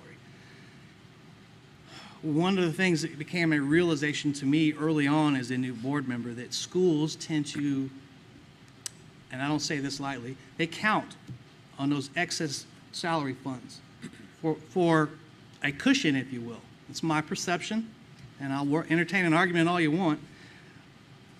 But at the end of the day, Wight County Schools does not have a contingency fund. So when we do the budget, you have to project out 12 months. You don't know what's going to happen. You don't know what you don't know. You hope like the Dickens that you get the budget right and you manage it as best you can, but you have to depend on overages in the budget to make up for unexpected expenses. Am I right? I'm starting to ramble. So I suspect that when we start to recoup this $600,000, that's probably going to be a big chunk of it. We've got plenty of capital and material issues that need to be addressed that just cannot be kicked down the road anymore. We're going to have to look at salaries, what's left over. And I think next year we need to do a real hard look at how we're budgeting. When we move forward next year, we're talking about recommendations. On that next slide, please. It says conduct periodic budget reviews. Well, how often? Let's get that hashed out right now. What's periodic mean? I'm open for ideas. So right now, as stated previously in my presentation, I know we will be looking, once we get the final September number, we will be comparing that, looking at our state funds and seeing where we are in projection and alignment with the budget for this fiscal year. We will continue to look throughout the year, at least every quarter, at least. But then definitely again, March, when we have the spring numbers as well. That would kind of be more of our gear for knowing what we're going to kind of have to expect for the end of the year. So our final hard review, realistically, will be after we receive our March numbers. But we will be doing one based on the September 30th numbers. And when you say periodic budget review, you intend to say internally, you, superintendent, or does that include the entire body? That would be me, the superintendent, instruction. It's a correlation of all of us because there may be changes also in instruction. And so we're going to have some hard conversations as to what we need to do if we find ourselves going in the wrong direction or if things are improving and we have a little more leeway, then we can make recommendations and revisements as such. So we will continue to work as a team throughout the year to ensure that our budget is in alignment with our priorities, with our goals, and that we do not exceed and overexpend for this year. Okay. And I think for the purposes of the board, our monthly reports are sufficient, but we need to look at a few ways to tighten that up. And we can talk offline, and we've already discussed a few. It says adjust budget when there are significant changes. What's significant? Significant changes is what I would consider state changes. Say again? State changes. Okay. Well, VDOE rather. I'm just using that as an example. That's just one example. We know there's some changes that are coming up, which we'll be talking about, I believe, after this presentation, that the state is doing. And so as revisions are coming down from the state or even the federal, we will continue to have to adjust the budgets accordingly. And so that's what I mean by periodic changes. Also, if we may have had items or projects scheduled initially in the budget and we have decided as a board, and when I say we, I mean as a school board, that we have changed priorities or goals, then that could require a significant change depending upon the amount. So those are just kind of a couple of examples of what significant changes would relate to. I think the dialogue has to be flowing back and forth. I think that's a big part of that conversation. Create realistic budgets. Mr. Collick and I talked about this when we were working on our current budget, and we were too late in the game to get going on it. For the 24-25 budget, I'd like to have a good, hard conversation about establishing a zero-based budget. Let's clean the slate and figure out exactly what we need to buy and go that way. And if that's not the right answer, then let's have a conversation. But from my understanding, a zero-based budget is a good way to kind of start over. Overly optimistic assumptions, I couldn't agree more. I think that's a part of counting on fluff in the budget. I think we need to get away from that. Let's figure out really what we need to spend. And more importantly, if we're going to budget and propose a budget that includes a contingency fund, we're certainly going to have to work hard to justify that, because the county does in fact have a contingency fund, as I understand it. So if the county goes over, they've got a rainy day fund, there's funds to fall back on. The schools don't have that. We're literally at the mercy of underestimations, money that wasn't spent, to move it around.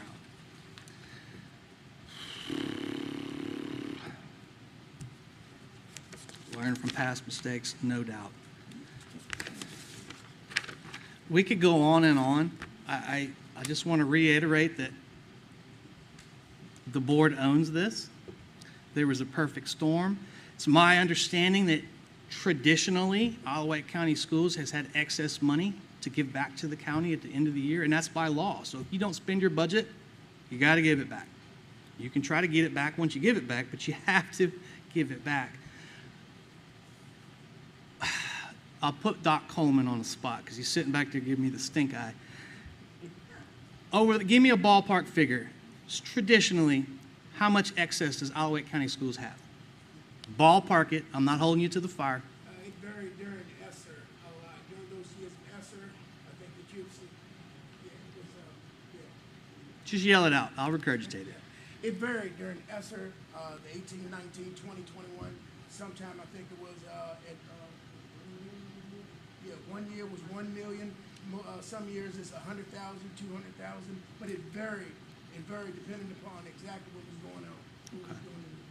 Okay. And if we can say, ESSER, the federal funding we received from the federal government during the pandemic, so those were funds that we were receiving, and as a result, we're able to, I think, give more money back to the county because we were receiving federal dollars. Many of those federal dollars have been exhausted, and we no longer have those. Thanks, Doc. And thanks, Doc Coleman. Sorry I put you on the spot like that. I'm going to yield my time here shortly because I know you're tired of hearing me run my mouth, but we own it. We've identified how we got here. We're going to work our due diligence to make sure that we have a plan or plans in place so that this does not happen again. And we're already 3 months into the current operating budget. I would argue that it's time to do that initial review on this year now, and it's arguably time to start working on the upcoming budget as well. And on that, I thank everybody who's worked on this, Dr. Coleman, your team. I yield. Mr. Cunningham, Mr. Worcester. Okay, my turn. Okay, during the August meeting, it was reported that the school board had a deficit of $603,163,000. At the joint school board Board of Supervisors meeting, it was reported that the deficit was $512,448,000 after receiving $9,715 from the state sales tax revenue. Now, this evening, the deficit is $438,506. Why is there a difference between the last reported amount of $512,448 and $438,506 this evening? This is because, of course, there is a 45-day accrual period that happens at the end of the fiscal year. Mm-hmm. So from July 1st to usually about August the 15th, we have 45 days. Within those 45 days, we have to accrue back any revenue or expenses to the preceding year. And so at the time that we were having these meetings, we were recording as revenue and adjustments were being made. And so we had some additional revenue that came in. I believe this last amount is due to some surplus revenue that was received. I think it was the sale of buses and some other minor adjustments. And so that's why the deficit has been decreased, because these were items that occurred and happened during the accrual period, and we accrued the revenue back to the appropriate year. Great, thank you.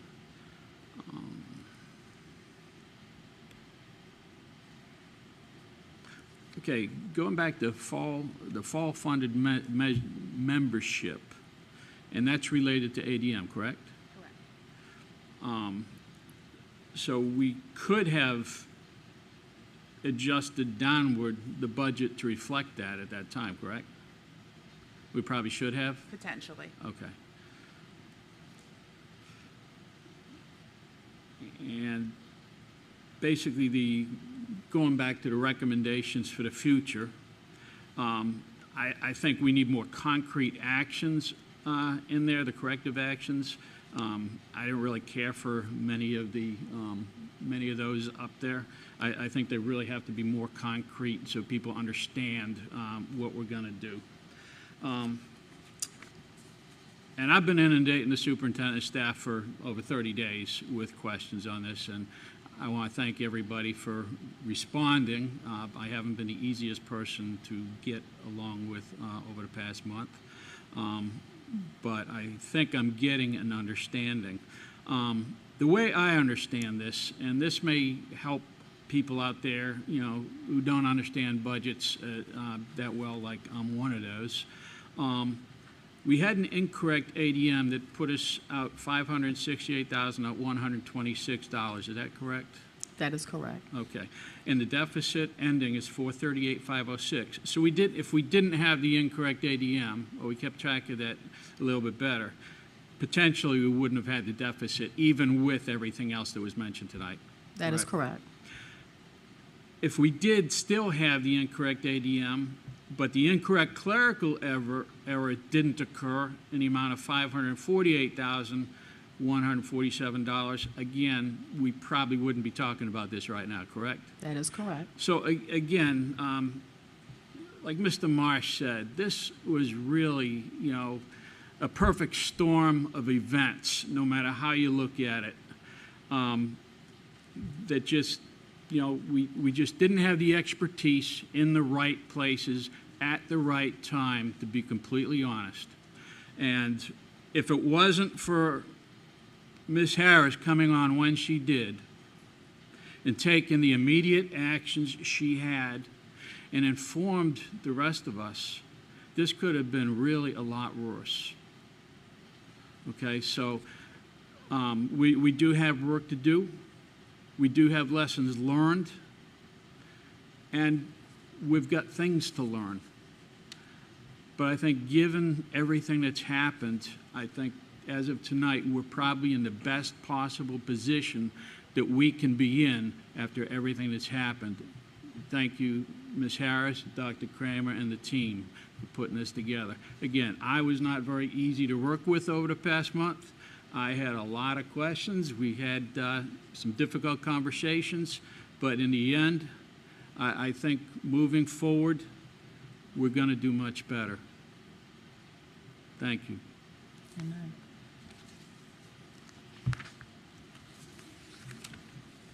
Next, nobody has any more questions? Next, we will go on to the 2022-24 Biennium Budget Revision. Ms. Harris. It's still me. I think this is going to be the longest time I'm ever going to be at this table. Amen? You're good at it. Just a little joke. So, we want to talk about the 2022-2024 Biennium Budget Update, just to give you a brief update as to what's happening in the state. In the next slide, we're going to talk about, there's a couple of things that are happening regarding the flexible funding supplement. There's a 2% salary increase. There's funding for additional support positions and provisions for school mental health services. So the first thing I'm going to talk about as far as the flexible funding supplement, this funding will be utilized as a means of supporting the implementation of the Virginia Literacy Act to address learning loss and to provide additional functioning and framework support. The funding will be based on state share of $1,086 per pupil and the federal free lunch participants and state share per pupil amount based on ADM, just so that you'll know. VDOE has made the notion to expend 70% of the funds in high-intensity tutoring, 20% on Virginia Literacy Act, and 10% on the attendance issues. Funds can be carried over into the next biennium, and no local match is required. Then the second item that's coming is a 2% salary increase. And this 2% compensation supplement adopted by the Assembly is going to be effective January 1st of 2024. This is for funding for SOQ positions, and local match will be required. The third item is the funding for additional support positions. There will be increasing the SOQ funded support positions by 3 FTEs per 1,000 students. It's currently 21 support positions per 1,000 ADM, and it will now increase to 24 support positions per 1,000 ADM. And then another provision that can affect the schools would be for the school mental health services. The state plans on bringing some funding for school and community-based children mental health services. So we anticipate receiving a more defined directive in the upcoming weeks, and we will relay the updates to the school board as they become available. But we just want to kind of give you a heads up as to what may be coming. Yes. Yeah, go for it. Ms. Harris, thank you. I realize that we've probably got more questions than you have answers at the moment, but the 2% salary increase, so people will hear that and they'll go, yes, the state's going to give all our employees 2% salary. You slid it in there. That's for SOQ positions only. Yes. So if we have 100 employees and we only have 80 SOQ positions, the county, the taxpayers have to fund the 2% for the remaining 20, correct? Yes. And then there's also the local match. Is there a local match on top of that? The local match would be for, yes. Okay. So I'm not going to put you on the spot now, but as this comes to fruition, that'll be one of my big questions is how much on top of the SOQ will come to the expense of the Wight County taxpayers, and then how much is the local match? We will not, I do not currently have that information until the state provides what the true allocation will be. They will be sending a directive hopefully shortly. Once we have the breakout, then we can be able to make that determination as to how much is needed for SOQ positions as well as for the non-SOQ positions. So really, it sounds good if you're at the state position and you're advertising what you're going to do for the schools, but really, you're putting one heck of a burden on your local governments. To a certain extent, yes. Thank you. I yield. Any other questions? No. The additional positions that you mentioned, 3 FTEs per 1,000, are they covered under SOQ as well? I do not believe, I think that's separate if I'm not mistaken. Okay, but are they mandated positions? Not for sure at this time. Okay, if you could find out and let me know. Thank you. Okay, no other questions. Thank you, Ms. Harris. Next is the monthly financial reports. Dr. Coleman and Ms. Harris. All right, so before you, you have the monthly financials for the August period. I am willing to answer any questions you may have at this time.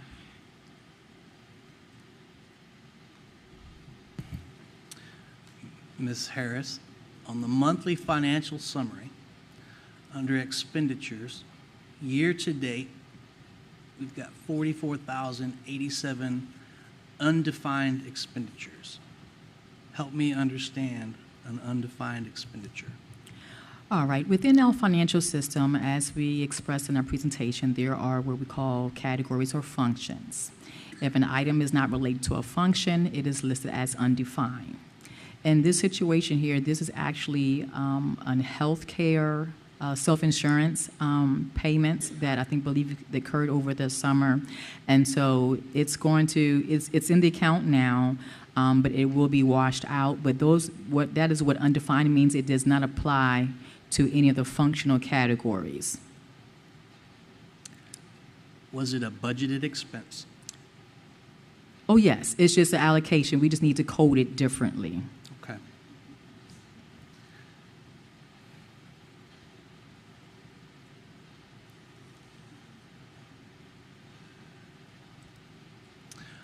On the monthly check register, just a couple here. We've got VACOR insurance. Do we know what VACOR insurance covers? VACORP is our insurance. So they cover our buildings, they cover workman's comp, they cover all of our risk, such as educators' liability, our inland marine items, students. So they're pretty much all of our insurance is under that umbrella for VACORP. Okay. And then last, on the large ticket items, can you give me a rundown on these? We already talked about VACOR, $219,000.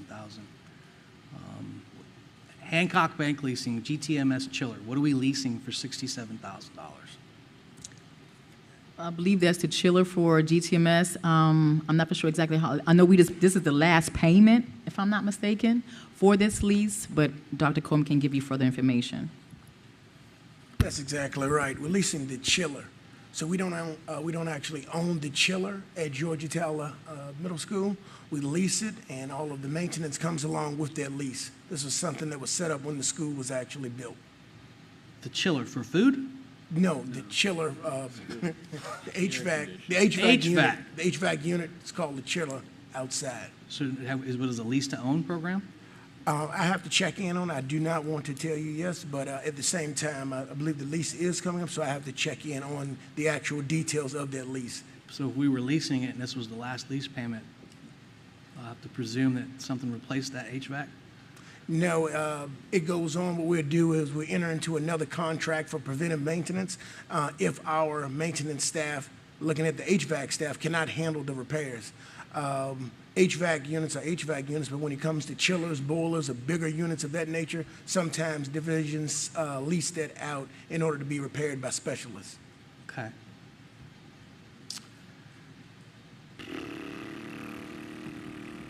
Frontline, that was the HR software, right? That is correct. Okay, I remember that. Okay, we know about government school. All right, that's it. I yield.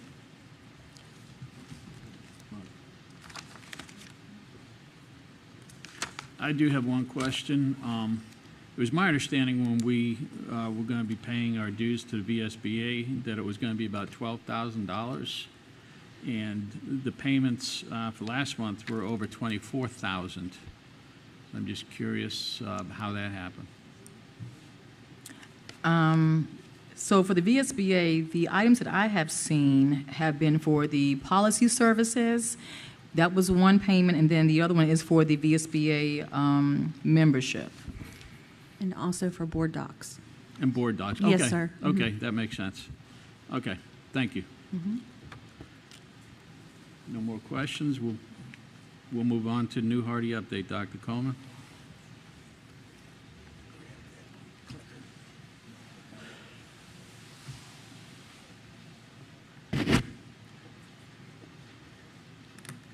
Mr. Chairman, board members, once again, this will be the last New Hardy update.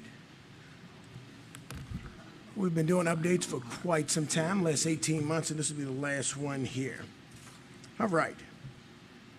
So first, this is the first day of school at New Hardy. A lot of the board members were able to come along and see. A lot of the community members were there with their kids and were smiling. As you can see in the top left-hand corner with those who are waiting to get into the school. They have a photograph area on the top right where several of the parents were able to take a picture of their child on the first day of school. And on the bottom left, you see the entrance of the school, parents coming in, teachers coming in with the kids into New Hardy. Next, you'll see a picture of the front office and the vestibule in effect. You can see the individual is coming in, they're buzzing right in inside the vestibule. The office staff is talking directly to them, finding out exactly what are their reasons for being at the school, and they can locate the assistance needed without the individual visitor coming into the school. As you can see, the other pictures are the front office at Hardy. So if you haven't been into the new Hardy, it looks completely different than old Hardy and the setup and the way that it's all laid out. So that is the front office. Next is the cafeteria at New Hardy.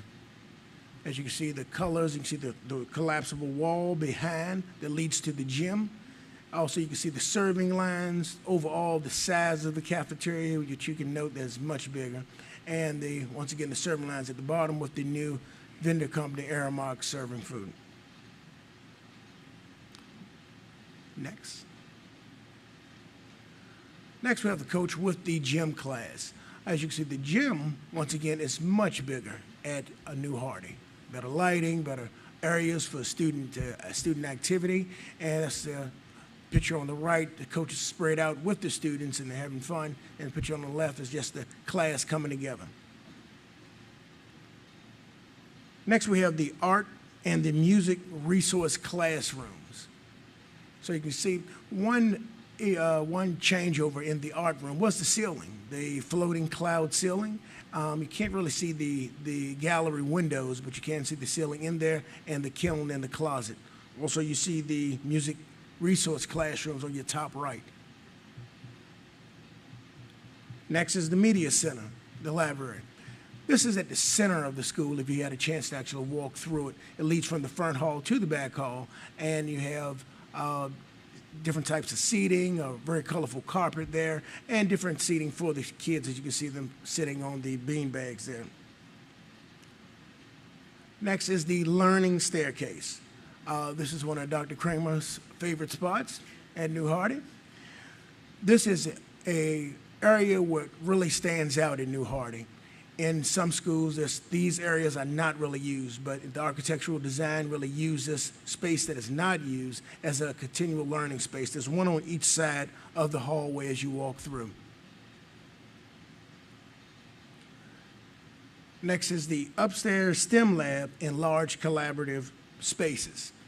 The top left, you'll see a large collaborative space is actually in the middle of the wings. You have a wing to the left and a wing to the right, and teachers can come with their class in the middle and provide certain projects and different things of that nature in the middle. It's a large collaborative space, and also a small collaborative space.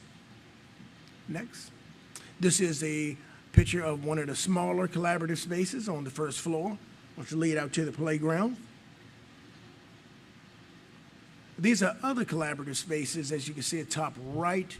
It's one seating right beside the learning stairs, the different collaboration spaces in the media center and all over the school. Next, you'll see the bathrooms with the open concept. It's better safety and visibility for the teachers. Inside classroom, you have different spaces and setups. Bottom left show the Promethean board being used. You can see that's the bottom right. Promethean board being used.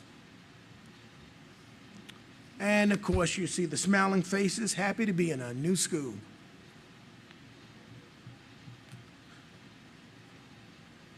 I also like to do a follow-up on New Hardy with the auction for Old Hardy was concluded on September 9th.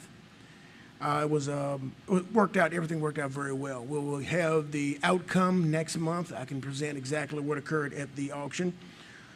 And at this time, on 9/18, demolition will begin at Old Hardy. Now, demolition will consist of several different phases. The phase that everyone thinks of when we think about demolition will happen between October 2nd and 11/20 and November 20th proposal. And of course, the site work will occur November 6th through 12/22. That's once again a proposal of the site work that's going to be done. Only thing we're waiting on now is utilities disconnections. Those are Dominion Power, Verizon, Columbia Gas, Charter has to all come out and disconnect, and we have to receive disconnection letters before we can proceed with the demolition and the actual installation of the bus loop. All right. Are there any questions concerning New Hardy? Questions? Thank you, Dr. Coleman. Thank you. Oh, Mr. Marsh has one.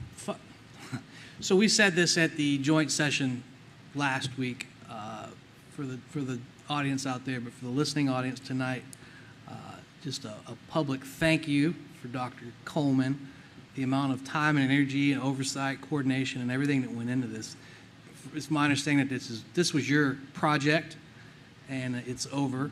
And from my vantage, you got 7 hours a day extra that you didn't have before. So maybe that's our new grant writer. I don't know. And when they start the demo, following our conversation with the supervisors, is there a plan in place to wall off the one section of Hardy that we're going to preserve while we sort that debacle out? Yes. Both the section of Hardy that we will preserve and the school will be walled off. The construction company has experience in actually building a school and demoing a school 20 feet from an additional school. So it's already plans to ensure that safety is on both sides of the building, on the side that we're actually saving and on the side with the students on. There is a plan in place. Okay. And what about disruption from class with the noise of the demo? A lot of the demo and the idea that the demo of the big swinging ball, the bulldozer, different things will happen either after hours or on the weekends. Perfect. It's just like when we were actually building the water tower. The putting in of the pylons, I think it was 1,900-foot pylons, it happened after hours, or it happened when residents weren't sleeping and different things of that nature. They will work around. This is not the first time that this construction company has done this while class is going on. Thank you. And again, a big kudos to you and everybody you had working with you to make that happen. That's a heck of an accomplishment. All right. Thank And just to FYI, because I know the principal would say something, there is a punch list that still will be going on. So it's not over. It's a punch list that is going on every single day to ensure that the school is 100% perfect. Got it. Thank you. Next, we'll have the support services update. Mr. Christensen.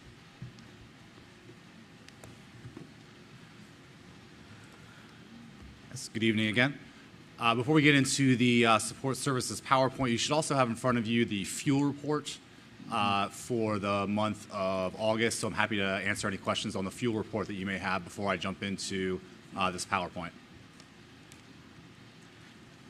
Mr. Christensen, I do have a question on the price per gallon of the diesel.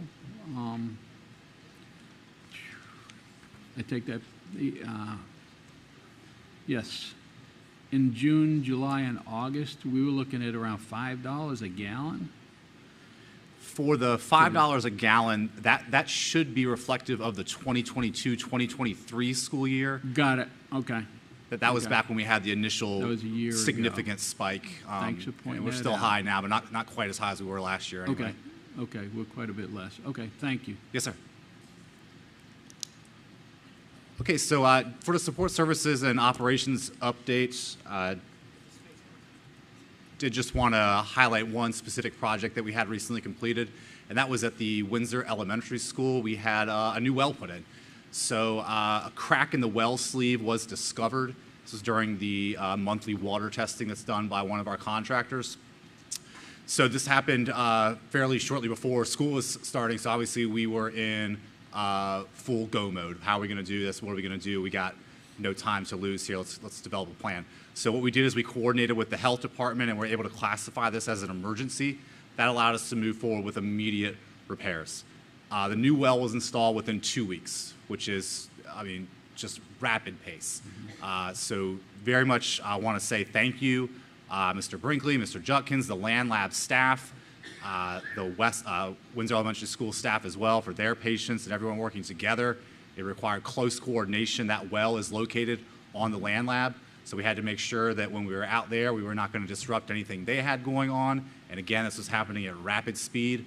$103,246 was the cost that came out of the capital maintenance fund, but luckily we were able to coordinate these efforts and get everything going and make sure that the clean drinking water was in place before the beginning of school year.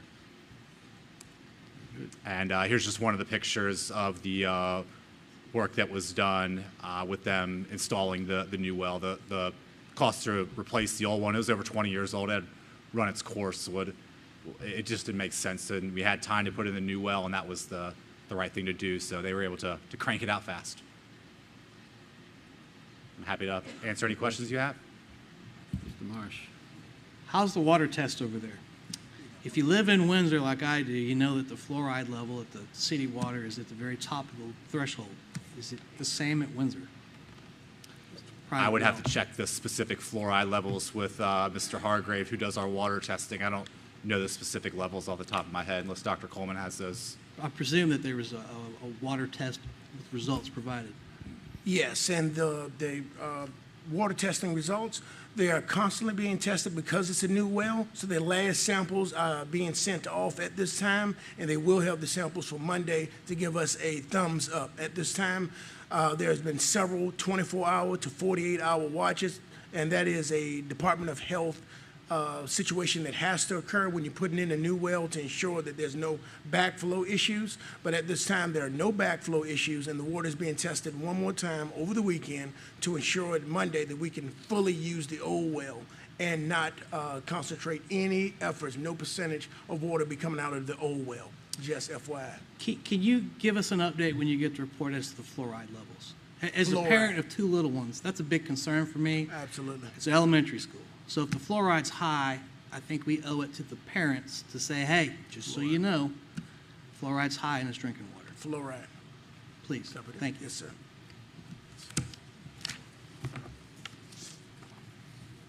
Any other questions? Okay. Next, we'll talk about the Community Eligibility Status, CEP. Yes, and that's me as well. So just a brief update on the community eligibility provision, most commonly known as the CEP program. So last year, you may be familiar with this term. The program was implemented at Georgie Tyler Middle School. This year, we have 4 schools that are enrolled. Georgie Tyler, Carsville, Hardy, and Windsor Elementary School are all enrolled for this school year.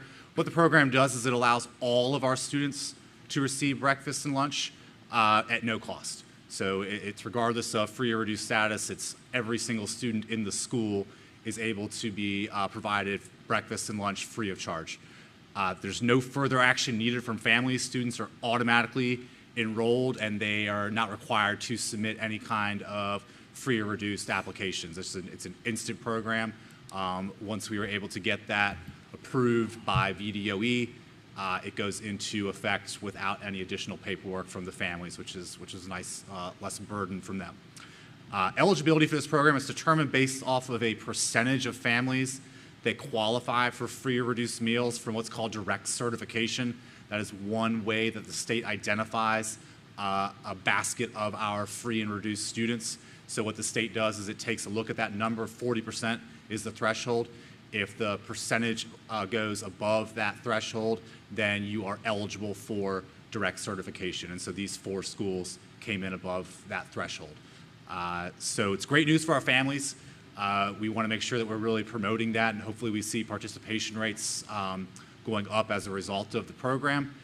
We do want to make sure that families understand that this does not apply for a la carte and snacks. They're not a part of this program, so students are still wanting to purchase those a la carte items and snacks. They are available, but they're going to have money in their account or on hand to purchase those items, and that's true at every school, regardless of whether you're a CEP or not.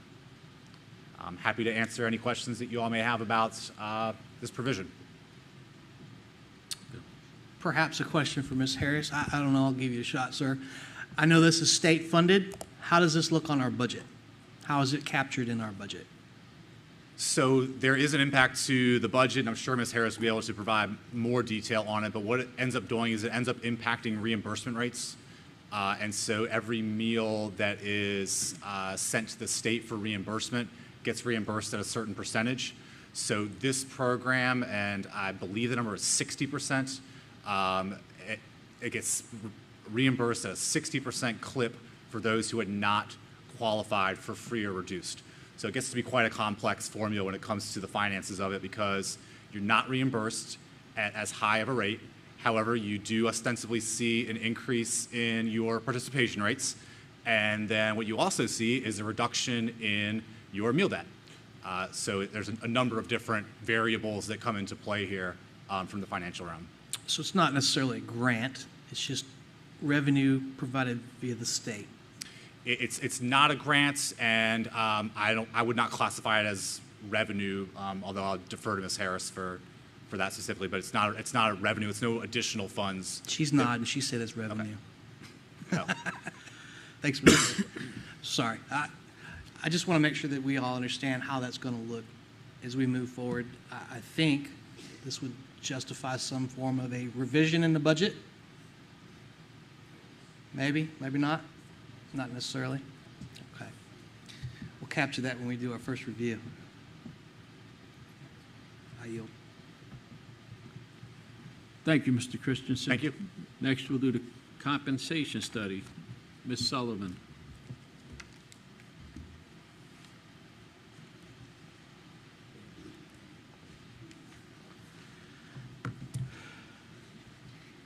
Yes, so we have received 3 quotes from 3 different agencies that provide contracted services of compensation studies, and have been able to identify the one that is at the lowest cost to the division and also provides the scope of services that we are interested in receiving. And so we are looking forward to moving ahead with that plan in order to better inform our budget planning for next year when it comes to compensation for our staff. I'm happy to answer any questions. We haven't signed a agreement or a contract at this point, so I wouldn't want to speak to specifically, but I can answer general questions. So again, kind of like the grant writer, I'm all about it. I want to do a compensation study.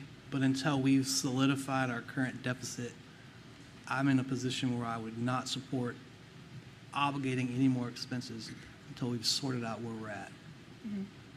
I know that's probably not what you want to hear, but that's just where I'm at. Mr. Jeff, if I may, to be clear, the board actually made this request of us for good reason, obviously.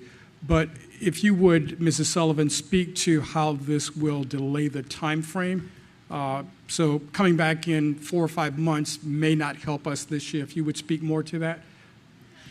Yes, so if we don't move on this at this time, we will not have the information that we need for this budget year in order to make suggestions. So it takes about 16 weeks to complete the full study, and that was similar in all three of the quotes. One of them was even more like 18 months. And so all three of the companies, though, said that they could get us a draft of a compensation study within 60 days that they said would be 90% accurate based on how much feedback we would give them about changes that we would want to see.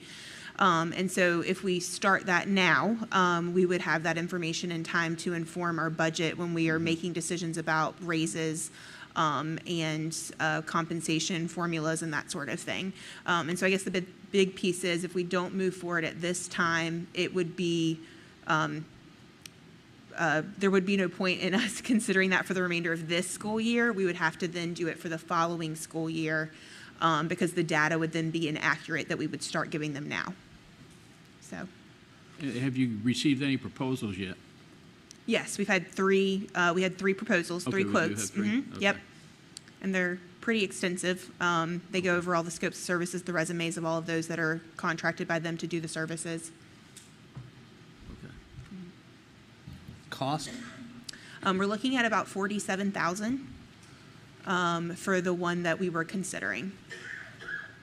There's a possible additional $5,000 fee that we can add on for job description, assessment, and kind of drawing those up for us. We're not thinking that we're going to need to do that, but that's an additional fee. Any questions? And I don't believe this is an action item. It's not. Yeah, okay. It's an informational item. Okay. But if you have any other questions, yeah. Thank you. Okay. Thanks for all the hard work on this. Next, we will have the Code of Conduct, Dr. Kale. Good evening, members of the board. Good evening. I am just here to provide you an update on our student code of conduct. The code of conduct was actually completely rewritten and launched with the beginning of last school year. So we're currently in the second year of the code of conduct as it is currently written. And so this year we just did some very minor tweaks to that to make sure that we are in line with policies and regulations that come from either decisions from this board or from the state. And so this year, the only real additions was the bullying, the 24-hour notice to parents to make sure that they are aware once an administrator is made aware of the bullying that they would reach out to any student who is involved in an alleged case of bullying. And then we also updated the parent requirement to attend a reentry meeting following any OSS. And then one minor tweak, I found a typo from last year that I edited as well. So if you have any questions about the student code of conduct, I'm happy to answer those. Also know that our administrators are trained annually on conducting an investigation and applying the code of conduct within their bounds for each level, K-5 versus 6-12. Any questions, please?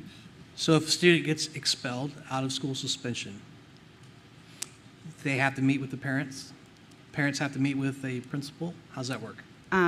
Being clear, expelled is a different thing from out of school. An out of school suspension would require that the parent, the administrator, the student, and a counselor as needed would meet to discuss the students, to reflect on the behavior or the conduct that brought them to that place, and then steps for moving forward in a positive way. And that's for any out of school suspension. Okay, regardless of the amount of time? Regardless. Educate me, what's an expulsion? Expulsions are actually issued by the board, and that's when we put a student out of school completely for an extended period of time. Got it. Okay.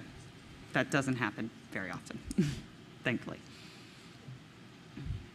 Any other questions? Thank you, Dr. Kell. Absolutely. Okay. What time is it? Is it 8? We're going to take a brief recess, 10 minutes.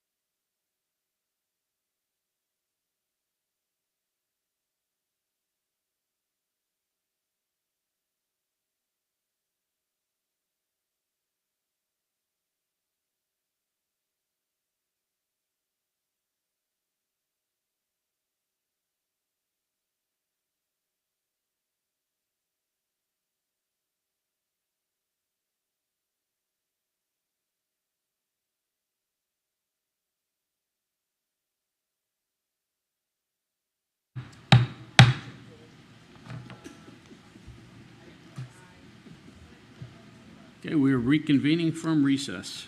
Next, we will have the accreditation and data update. Mrs. Getz, Mrs. Loud. Yes. All righty, good evening. Chairman, members of the board, Dr. Kramer. Tonight, as we do every September, we are going to update you on our accreditation status, as well as share some other data points with you. Ms. Loud and I will be tonight. Okay, why is this not working? Is it on? Oh, geez, here, let me just do it this way.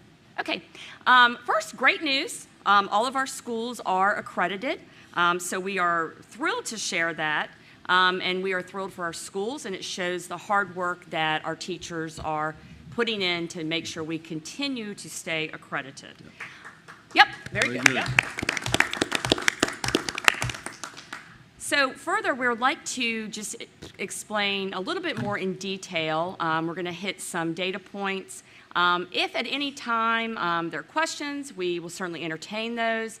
And then at the end, if there are things that you were hoping to see that we didn't hit on, please let us know and we can make sure we get that to you and bring that back for you.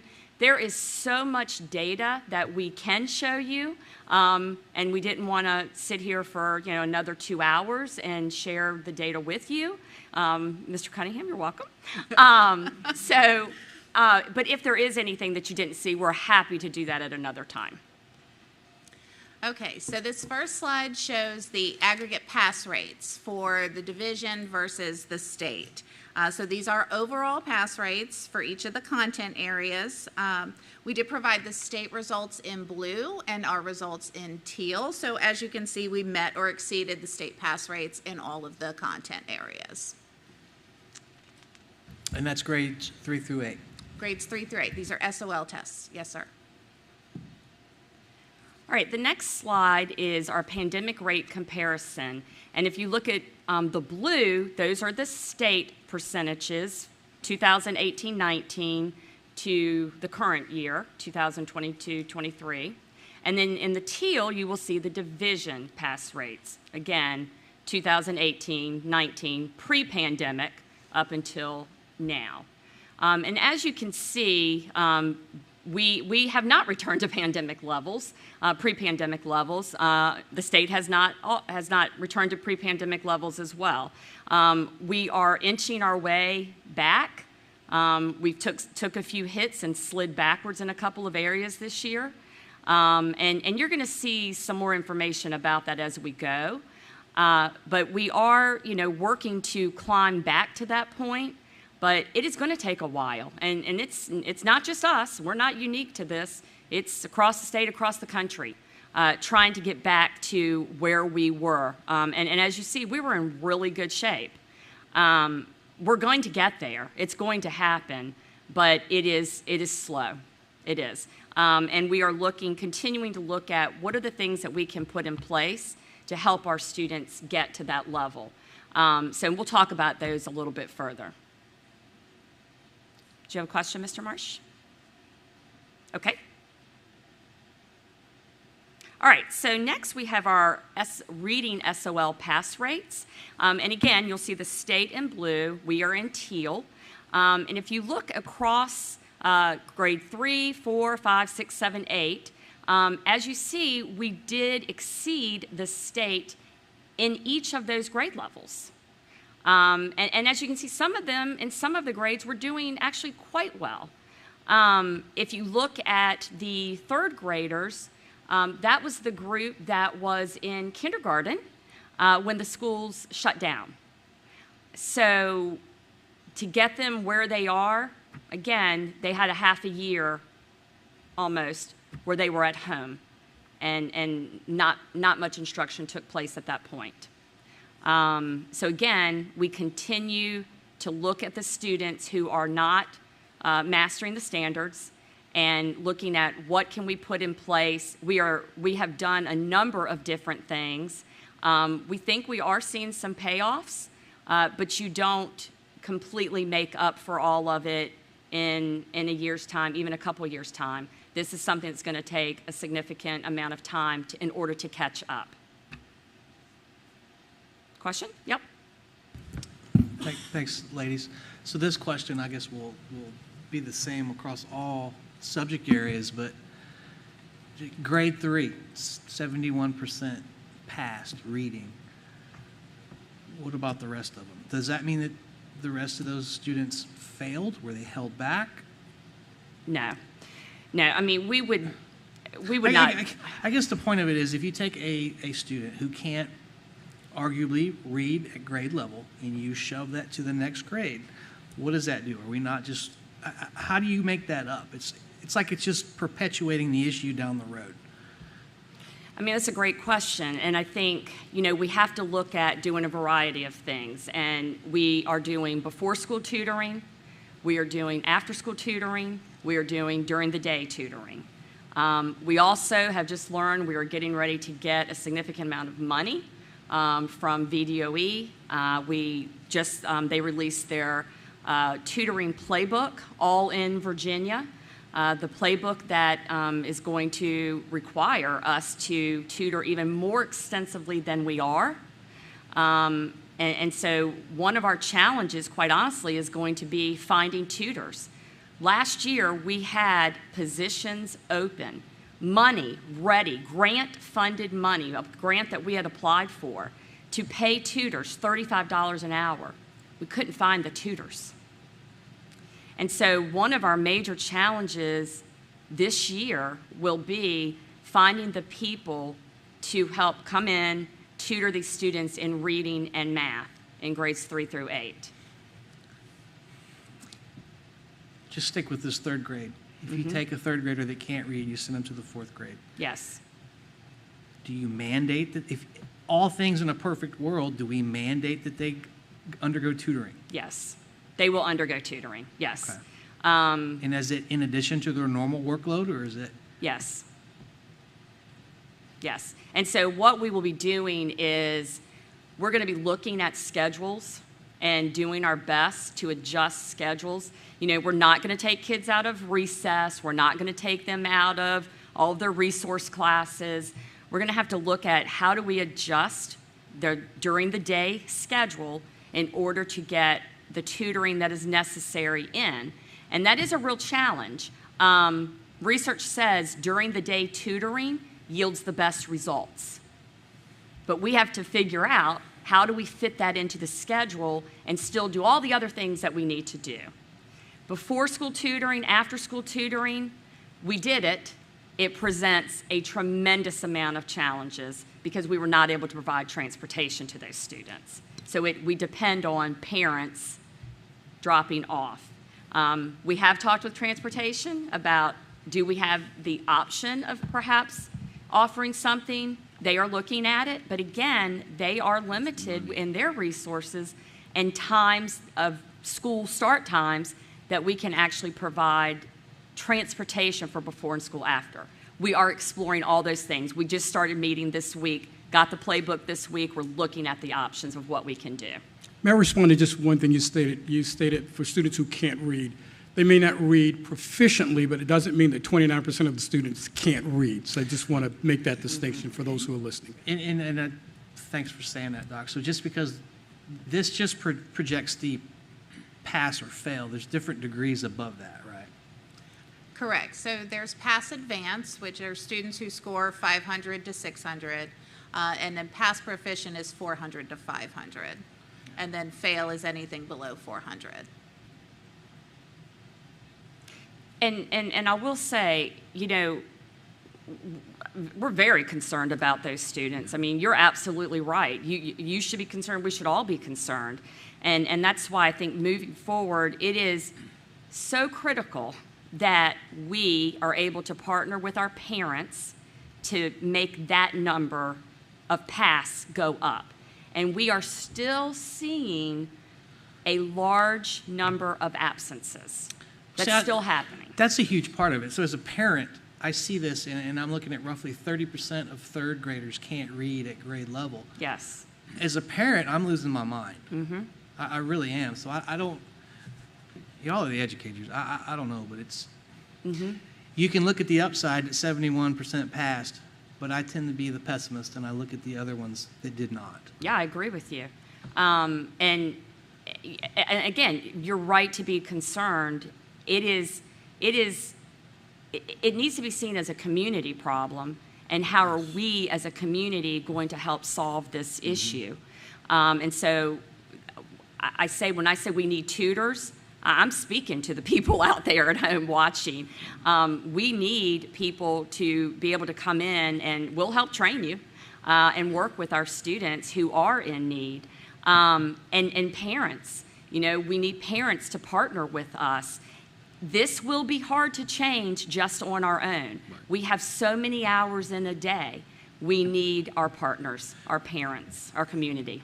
I think the default is always to look at means to throw money at it, but I don't know that that's the answer. I think we have to think outside the box.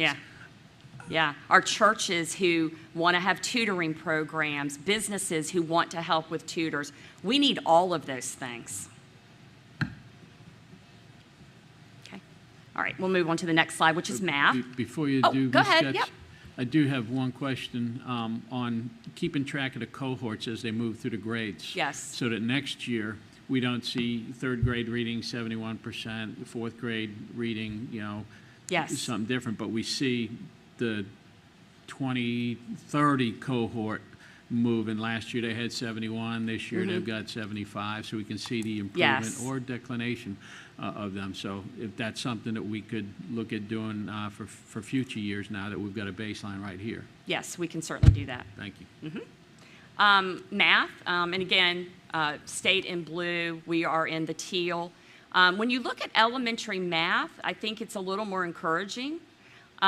We did have some dips where in middle school math, where that's not where we wanted to be. So we've really kind of dug into that data to look at where are we missing. Working on a plan for that so that this year we don't see that again. But elementary, it's tending to be a little stronger than our reading scores are. Okay, so this now speaks to kind of what you were talking about, Mr. Marsh. So this shows the combined rates for English for our elementary and middle schools. So the combined rate is an accreditation rate. So it takes the percent of students who pass, that's shown in the blue, along with the percent of students who show sufficient growth, that's in the teal at the top. And then the total combined rate is in the box along the top. So let's take Carrollton, for example. There's only third grade there. Their growth is measured from fall to spring. So 16% of their students showed sufficient growth from fall to spring, even though they did not meet the 400 benchmark. So to be clear, those 16%, they failed the SOL test, but they showed sufficient growth. They showed more than expected growth over the course of the year. And then their 73% passed it outright. So those figures go across the screen there. And then the middle school figures include reading and 8th grade writing scores. So these are English combined rates. Okay? Yep. And then the same calculations for math. I do want to kind of note, the way growth is calculated means that students cannot just keep counting in that growth category. So eventually they have to be proficient. Okay, so it's not that a student from 3rd grade all the way through 8th grade is going to just keep failing. Oh, but he showed growth, it's okay. At some point, they reach this threshold where there's no more growth to show. The only growth is to move over into the proficient category. Say that again? Or be held back? That's not my call, but potentially. And just to say that retaining students, some students are retained, but there is no research that will show that retaining students actually helps improve their achievement. There's no research.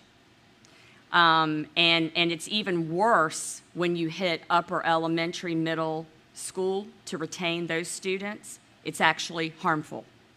So if a student fails their 8th grade reading test, that does not mean they're going to fail in high school. It really doesn't. So do we retain students? We do. But we don't retain every student who fails an SOL test. We couldn't do that. There would be no way to hold that many students back. You know, I'll give you an example. You know, we have numerous students working on IEPs. Those students might be achieving their IEP goals. So they are achieving. They are making progress. Are they doing it on the timeline in which we give an SOL test? No. But they are making progress. So that student may be advanced to the next grade level. And if I can add too, though, those students are really the kids that we want to capture in the growth. So if a student with a disability is in 4th grade and reading on a 1st grade level due to that disability, and that student shows sufficient growth, he's going to count in that combined rate to honor the growth and the work that student and those teachers have put in. Mm-hmm. And that's really the reason for that piece being included in the accreditation. Okay, all right, we'll move on. All right, high school performance. And kind of what we just talked about, you know, just because you fail an SOL in middle school doesn't mean you're going to fail in high school, as evidenced by some of these scores that you're looking at. You're looking at Smithfield in blue, Windsor High School is in the teal, it's the English and math. They are the combined scores of the tests given at that level. And as you can see, I mean, we are doing quite well when it comes to our high school, our tests for verified credits. And these are straight pass rates. There is no growth at high school. Thank you. There's not an option of growth. Now, students can retake a test. So if I'm in Algebra 1 and I fail that Algebra 1 SOL test and I pass the course, I can retake that SOL test. And that's what we do. We offer remediation, we retake the test to get the verified credit required for graduation. Okay, all right, moving. All right, so let's dig in a little bit to the science rates. So this was one where we saw a dip overall in the county. But in this slide, you will see where some schools are doing significantly better than other schools. So that tells us that from an instructional standpoint, we got to look in and see what's happening instructionally at those particular schools. And we are doing that. But I wanted you to be able to see, like, some of our schools are achieving quite well in science. History is kind of the same story. Some of our schools are doing really well. And trust me, we are talking to those schools and find, you know, what is it that you're doing? Why are you having so much success? What are those particular teachers doing so we can use some of that knowledge in some of our other schools? Okay, so this slide shows the graduation completion index for our two high schools. So GCI is a cohort calculation with weighted values for graduates, students who earn GEDs, and still enrolled non-graduates. So the benchmark is 88, and as you can see, we're well above. So that is not 88%, okay? So it is a weighted calculation. But we do get credit for keeping kids with us until they graduate, is essentially where this one comes from. Okay. Okay, so chronic absenteeism. The benchmark on this is 15%. So chronic absenteeism is the percent of students who are absent more than 10% of their enrolled days. So I know that's a lot of percents, especially at 9 o'clock at night. But essentially, as long as a student is enrolled for more than half of the school year, they need to be present for 90% of those days. So on this slide, so in the other slides with the accreditation values, we kept the benchmark and our current. On this slide, I really wanted to keep last year's values because I really think it's important to point out the tremendous improvement our schools have made in this area. So notably, GTMS and Windsor High School, so I want to call them out. GTMS last year, 45% of their students were absent more than 10% of the school year. That's a lot. So, go ahead. So it's interesting that you single out Georgie Tyler. If I recall, they had some sort of an incentive program for their students. For last year. Yes. Yes, and that has decreased their chronic absenteeism to 16% from last year. So whatever they're doing works. Works. And I single that out because I do recall a parent with an issue with their incentive program. But the numbers don't lie. Whatever they were doing works. Yeah. I'm going to say this. Schools got very creative. They put an enormous amount of time. Like, I don't think I can really clearly explain how much time that they took to make the parent phone calls over and over again, hold the parent meetings, write attendance contracts, hold them to attendance contracts, send numerous letters home. That's how they did that. It was an enormous amount of work to get kids to come to school. But we have to have them here. If we're going to change those pass rates, we have to have kids in school. And we need to have them in like more than the 10% they can even be absent. That's still a lot of days. But this really goes back to the parental engagement. I mean, I don't know what else to say about it. Got to get your kids to school. We need kids in school. We want kids in school. Not if they're really sick, stay home. But we need kids in school. All right, so I did want to take a few moments to talk about K1 and 2. And really the best measurement we have for them for literacy is our PALS report. And on this, you're going to see these are the rates which students were identified not meeting the benchmark, which means they are required to receive intervention services from our Title I interventionists. On this, it's kind of different from the SOLs. SOLs, you want to see a high number. On this, you want to see a low number. So low is good. That means fewer kids are required to be in intervention services. So we are, Virginia is the green at the top.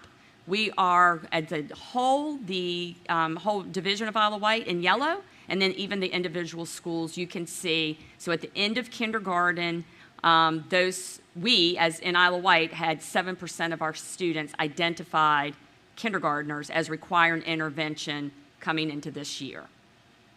Okay? Whereas if you look at the state of Virginia, it was 16. So we're feeling pretty good about where our kindergarten was. I'd love to see 0, but we were feeling pretty good about where we were there.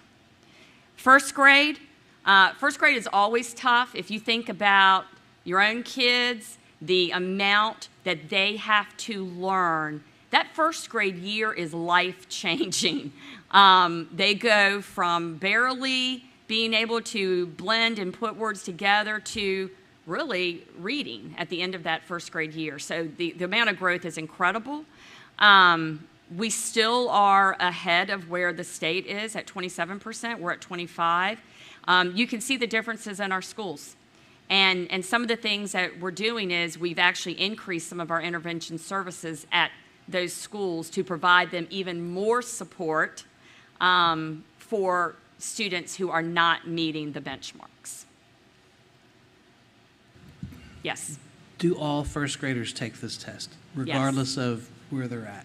Learning disability, IEP, Is it across the board? Some of our, like, most severe students would not take the test, but yes, for the most part, unless you have a severe disability, you're taking this PALS test. Yes. And then second grade, the state rate was 30%. We were at 24%. And so we already know these are our kids who right now are sitting in third grade. We're using this right now to already start our intervention services. I mean, we're rolling.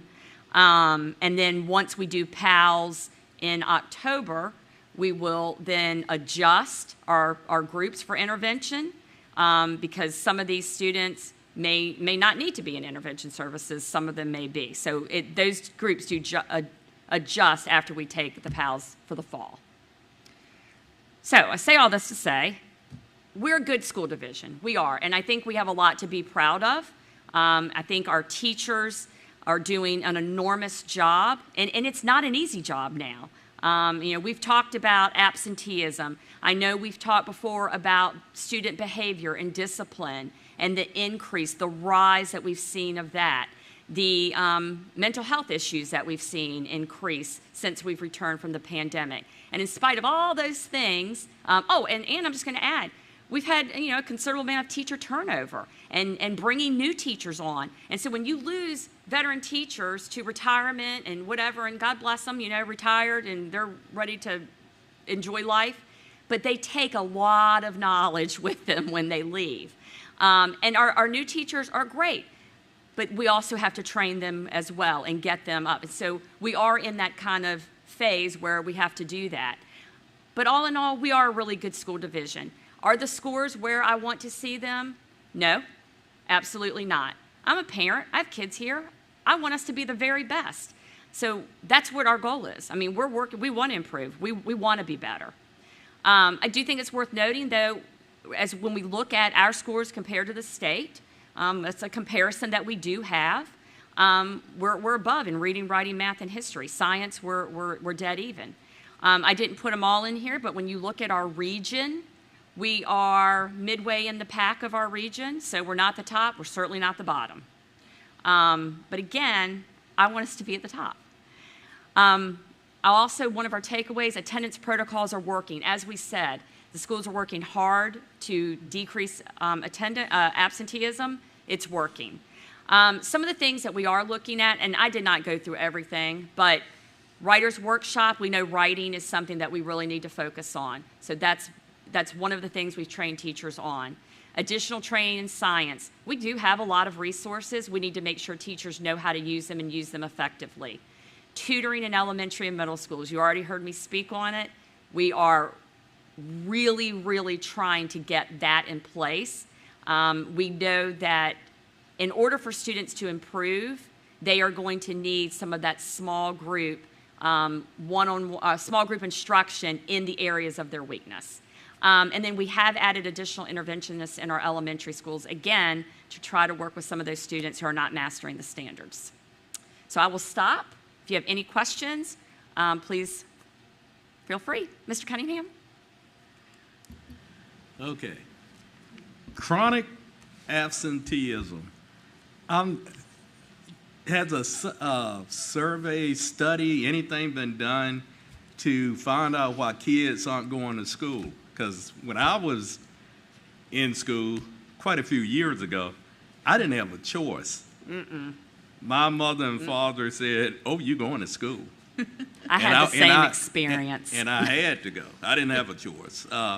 Plus, in my town, if a kid was walking down the street doing school hours and a deputy or police officer saw him or her, then they were going downtown and the parents were going to get a call. I picked your kid up because he or she is not in school. So I'm trying to understand. I know everything's being blamed on COVID, but I don't understand why the kids aren't going to school. Yeah, they're not going to learn if they're not there. And I know it's nothing that we are doing, but we need to figure out how to help these kids. I mean, they're kids. They're not 18. They're not grown-ups. They don't have that. They don't. I mean, people say they have a right, but no. If you're under 18, you can't decide you're not going to school. I mean, that's just the way it is. So I need somebody to help me understand. And maybe it's what they're doing in Windsor. Maybe we need to look into that more and implement that in all the schools in Isle of Wight. I don't know what the answer is, but I know one thing: we got to figure it out, because the kids we have today are this country's future, and if they're not smart enough to compete with the rest of the world, this country is not going to survive. And that's just the way I look at it. And that's the fact. I mean, the military doesn't even want kids to come in if they don't have at least a high school diploma. So, I mean, that's all I got. I just need somebody to help. That's it. Thank you. And I will say, Mr. Cunningham, a very large chunk of those absences were excused. So they are, the parent is aware of and supports the absence. So that's really why we need everyone to really be a part of the solution. To be clear, there's a big chunk of truancy absences, but there are a lot of parent notes. Parent notes. And that's part of why we put into place with the regulation to only 5 absences per semester can be excused by a parent note. So, and I think one of the things, I think seeing the kids not wanting to come to school is not, we're not the only ones facing it. And I hate to, I'm not trying to blame COVID on this, but the fact that kids were at home, and let's face it, a lot of adults didn't want to return to the workforce. They still don't. And maybe not. And so they were at home, right? They were at home in their PJs on a laptop, and it was not too hard, right? And some kids enjoyed that part of it. And so coming back to school has been difficult. And some of them, it's caused a lot of anxiety to return to school. The reasons are plentiful. And I'm not saying there are not even some good reasons why kids aren't in school. What I am saying is we have to work through it, right? Just because it's hard to get back into the routine doesn't mean we shouldn't do it. We still have to get back into the routine of school. And I feel like we're still fighting that. Yeah, and it's a team effort. Yes. The parents, and I'm a parent, so, I don't have that problem. My son gets up in the morning, goes to school. Because he knows he's not going to sit up in the house. If I see him in the house when I get up, because he gets up before me, it is what it is. But he knows he's not going to have a good day if he's just laying in the bed. Right. So that's not going to happen. But that's discipline. That's discipline. You have to. I'm not trying to teach people how to raise their kids, because everybody has a different way. I was brought up a different way, but the kids, they shouldn't have a choice. They have to go to school. They have to learn. If they're homeschooled, fine. That's good too. It's a requirement they have to meet. You can't just say, let's look at TV and that'll be the class they get today. So it's a requirement. They have to meet the requirement. And one of the requirements is to go to school. Like you said, they can miss 5 days. Yep. After that, there is an issue. Yes. So I don't want to hold everybody up, but that's just, I'm on my soapbox. I can't help it. Understood, Mr. Cunningham. Right there with you. Yep. Mr. Chair, I just got one question. Please. Since Mr. Cunningham so greatly beat me to it, Couldn't help it. I'm going back to the reference for 45% of students were absent 16% of the time. Is that correct? They were absent 10% of the time. 10%, I'm sorry. Yeah.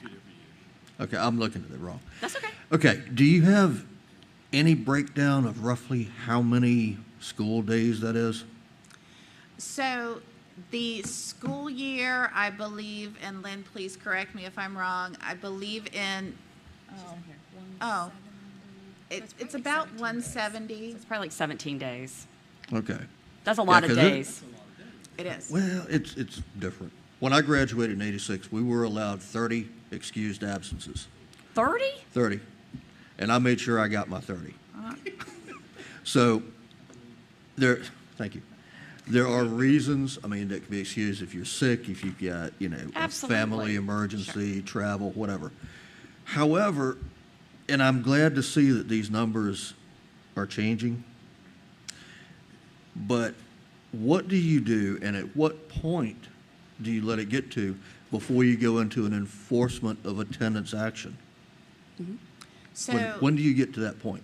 So if a student has more than 10 unexcused absences, at that point, that student, on the 11th absence, the student gets referred to Ms. Tawana Ford, who's our truancy officer, and she begins that process. So then they have a meeting with a probation officer through the court. So that's the next step there. And then if attendance does not improve, Ms. Ford can potentially request a child in need of supervision petition from the court. And it's essentially going in front of the judge and saying, this parent is not adequately supervising the kid because he's not in school. And has it ever gotten to that point? Oh, yes. It has. Oh, yes. But that's 10 unexcused. So parents aren't writing notes. We're not getting anything. Right. I mean, to me, ultimately, the parent is responsible for making sure their child goes to school. I don't care if they're 10 years old or 17 years old. It's still the parent's responsibility. Mine didn't want to go to school on some days, and they got mad at me because they went anyway. So that's just what I'm getting at. I'm not going to dwell on it. I thank you. Understood. I think, too, it's important to understand with chronic absenteeism, it's any absence. It's any time the child is not in school. So whether it's an excused or a truant absence or a suspension, it's any time the student is not in school.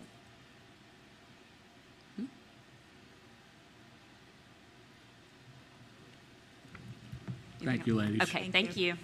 May I just say one thing, Mr. Chair? I know we're running late. Yes. I just wanted to thank both Ms. Getz and Ms. Loud for, I think, an excellent presentation. Also, I think we would be remiss if we did not thank our staff members and our students.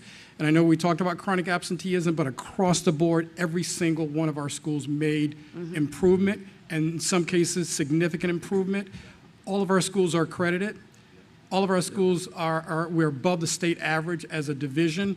And again, our attendance has improved drastically. Mrs. Getz stated that we will be receiving additional funding from the state. The governor's All in Virginia initiative will provide 70% of the funds we're going to receive for high-intensity tutoring, 20% for the Virginia Literacy Act, and 10% of that money will be able to be used for chronic absenteeism. So with all of this news, it's not good because our data has not returned back to where it was prior to the pandemic.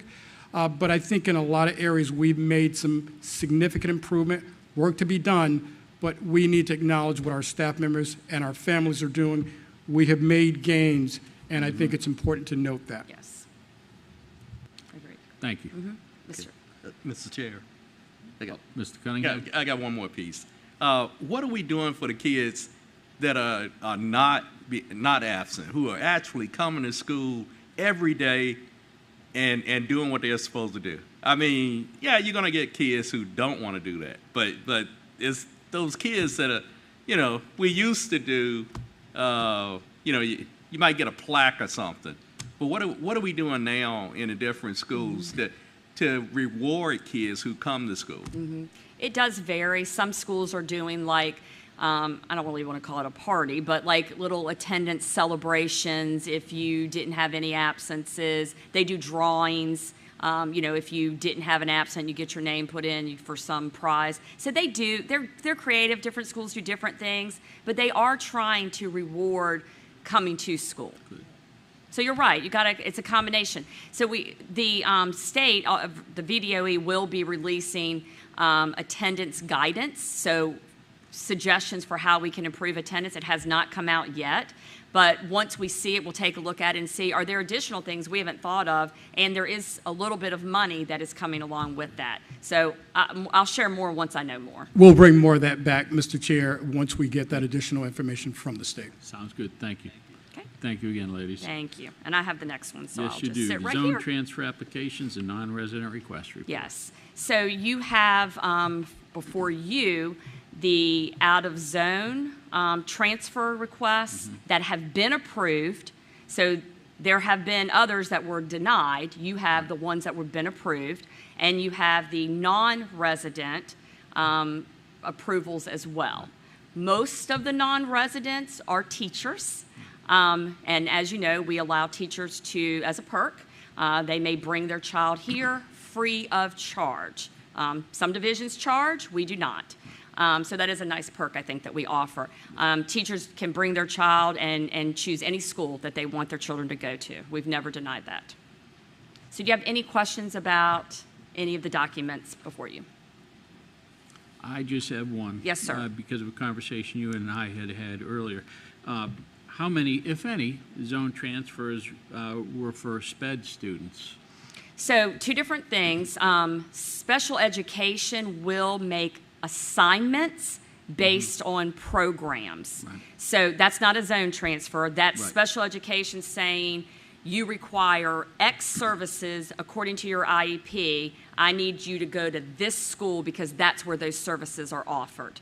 So I'm not talking about those. Right. This would be where a parent says, my student has a disability, but I would like to go to this school right. rather than my zone school.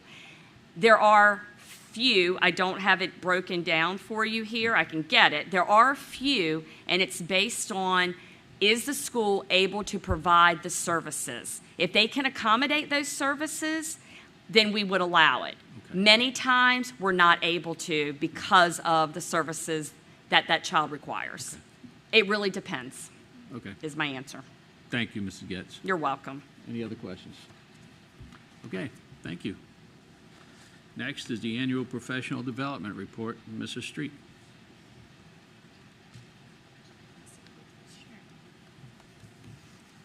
Good evening, Mr. Colick, school board members, Dr. Kramer. I first want to introduce myself because this is my first time actually speaking to you all. My name is Natalie Street. I'm an instructional coordinator of professional development in CTE. I was previously a Westside teacher, then became an instructional coach and assistant principal, and now I'm in this role. So I'm excited to present to you the annual professional development update from last year and our plans moving forward. So I'm not going to highlight everything because it's up there, but I am going to highlight a couple points. The CTE pathways, coding, and STEM. We, SMS and GTMS are now on the same page, so that allows those students at both ends of the district to have the same opportunities leading into the CTE pathways into high school. We also are focusing on data and meeting-wise. We piloted at Carrollton and Windsor High School last year, and we're looking forward to digging deeper into data, more student-centered and focused at all schools coming up this year. We also had the quarterly leadership learning with our elementary admin and coaches, which was very beneficial. As a previous AP principal, that really allowed us to see what our teachers were being trained on, and it allowed admin to be trained and then go back to our buildings the next day and really apply that learning with our teachers. So formerly known as Admin Boot Camp, we had Leadership Symposium this summer, and I'm just going to highlight a couple points here. You'll see that frontline education is focused. We are transitioning into having a one-source system where we're going to have our evaluations, observations, absence management, So we're working through that with the support of Laura Sullivan. We also are going to look into Gallup Strength Finders. All of our leadership coordinators were assessed, and we dove into finding our 34 strengths and really focusing on our 5 strengths and how we can use that as leaders and develop more leaders in our buildings and our teams. I also wanted to highlight our school data digs and data-wise focuses. We were given a lot of time during Leadership Symposium to look at the data that was actually presented this evening and focus on where we actually need to focus going into next year, or this year, excuse me, and how that correlates with our strategic plan, and had that time to collaborate with other leaders, in which we don't really get that time throughout the school year, so it was nice to have that. One of my favorites is our new educator orientation. So we had, that was held in that first week in August, and you can see Dr. Kramer welcome. They got to meet all the staff, but our coordinators, coaches, reading coaches all came together with the help of Human Resources Department to make this a great event. We worked on team building, but we really focused on the social learning and mental health of our new educators. And I say new educators because it's not just those that chose teaching as a profession, but those that are also transitioning from the workforce and coming into education. So we kind of had 2 different sets of people coming in to join education. Mm-hmm.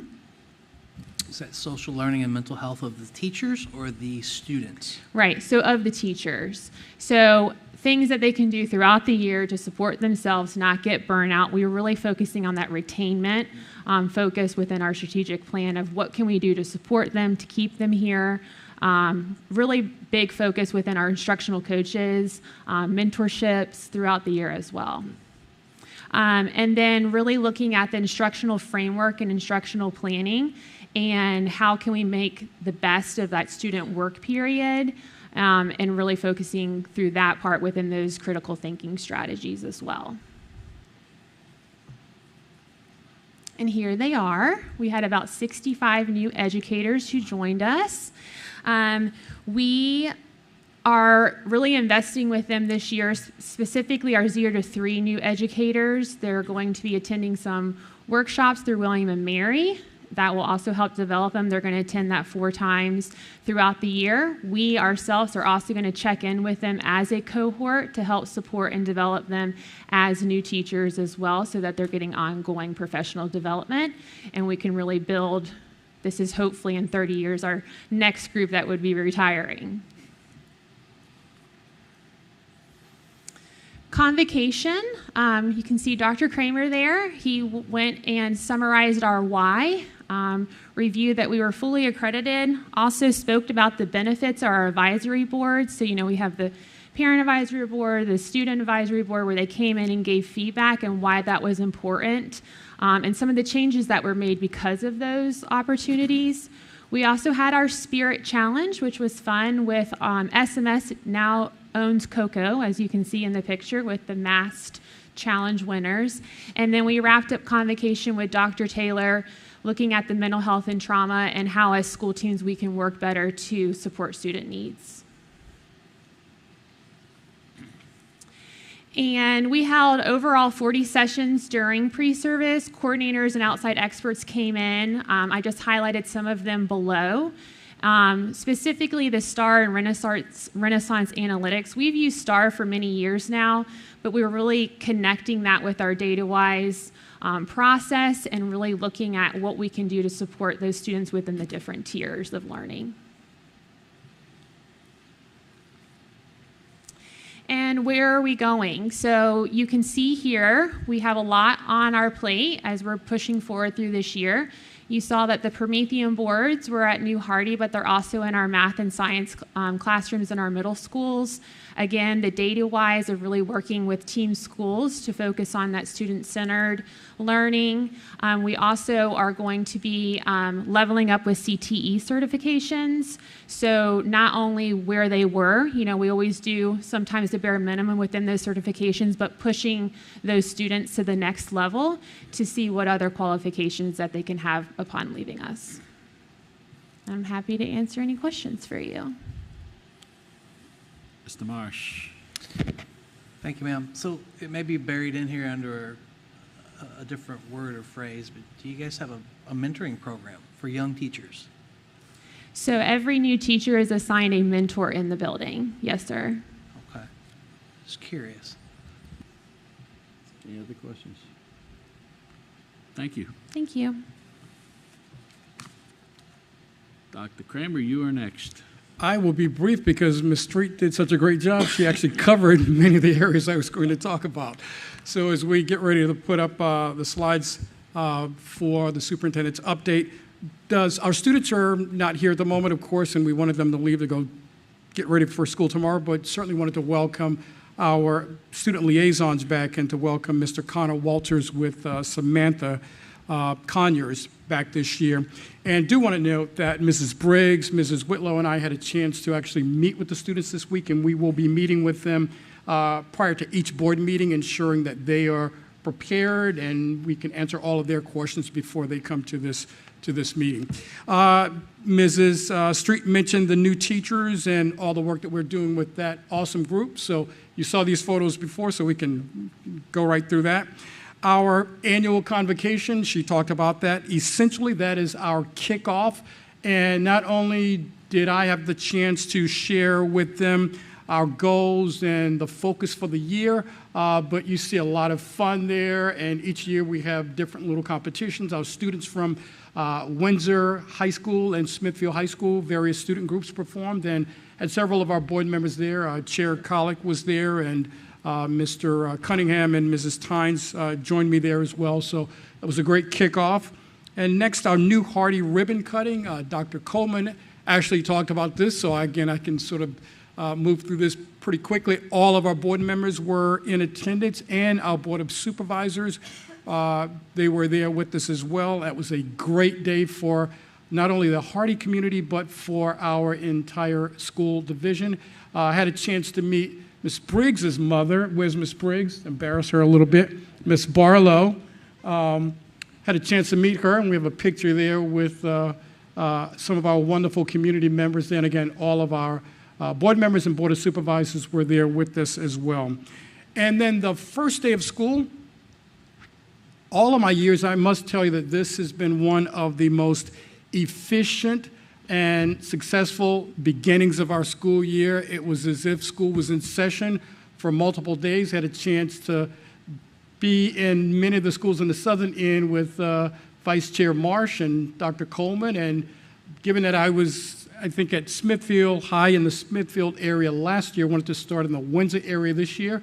So was able to be at all of those schools in the southern area, Carsville, Georgie Tyler, Windsor High, Windsor Elementary, and then ended the day at Hardy and was able to be in the other schools on the later during that week. And Mrs. Getz, I think, was there with Mr. Cunningham over at Smithfield and Mrs. Briggs. And you see the photos there with different board members in classrooms, in schools. So a wonderful kickoff of the school year.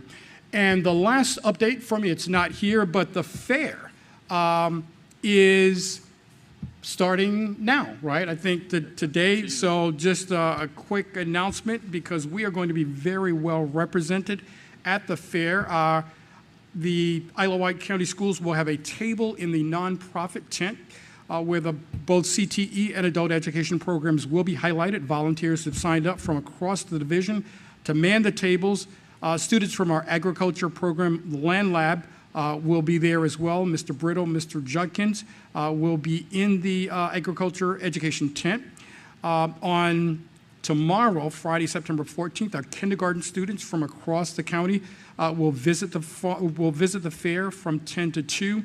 And also on Friday, both high school bands will be performing, both Smithfield at 10 o'clock and later Windsor at 11 o'clock. So if you are at the fair, please stop by and see our very talented students as they're representing us very well. So with that, Mr. Chair, that concludes my superintendent's update. Thank you, Dr. Kramer. Next, did you have a question? Oh. Next, we will have the action on the closed session items. We will start off with the personnel report. Mr. Chair, I move to approve the personnel report as presented, a copy of which can be obtained from the school board clerk. Second. We have motion and second. Is there any discussion? Hearing none, the clerk will take the vote. Mr. Cunningham? Yay. Mr. Wooster? Yay. Mr. Marsh? Yay. And Mr. Colick? Yay. Next, we have religious exemption, REX 2324, TAC 04. Mr. Chair, I move to approve student REX 2324-04 for a religious exemption from compulsory attendance. Second. We have a motion and a second. Any further discussion? Hearing none, the clerk will take the vote. Mr. Cunningham? Yay. Mr. Wooster? Yay. Mr. Marsh? Yay. And Mr. Colick? Yay. Okay, that was 04, right? You can do all four, too, if you want. You don't We have to can do them all at same once? time. Okay, Let me do that. go ahead and do them all at once. Mr. Chair, I move to approve student religious exemptions, REX 2324-05 and 2324-06 and 2324-07 and 2324-08 for a religious exemption from compulsory attendance. Second. Okay, we have a motion and a second. Any discussion? No discussion heard. The clerk will take the vote. Mr. Cunningham? Yay. Mr. Wooster? Yay. Mr. Marsh? Yay. And Mr. Colick? Yay. Next is action on old business with the consent agenda. Mr. Chair, I move to approve the consent agenda as attached and presented. Second. We have motion and a second. Is there any discussion? Hearing none, the clerk will take the vote. Mr. Cunningham? Yay. Mr. Wooster? Yay. Mr. Marsh? Yay. And Mr. Colick? Yay. And because of the length of time we've taken so far, I'm going to dispense reading the donation memorandum this month. We will read it next month. Okay. Okay, next is the school board stipend increase.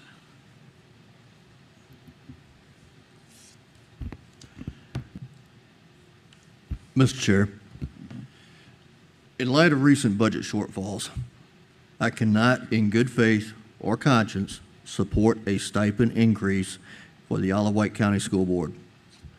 Therefore, I would like to make a motion to rescind the vote taken on June 8th, 2023, to approve a stipend increase of 5% for the Isle of Wight County School Board effective January 1, 2024. Second. We have a motion and a second. The clerk will take the vote. Oh, is there any discussion?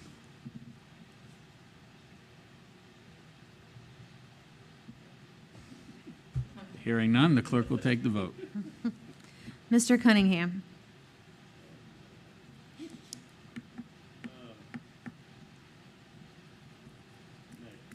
Okay. Nay.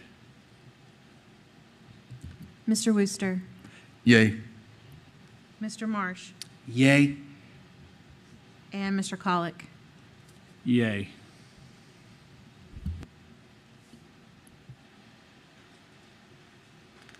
Next is action on new business. School Finance Committee.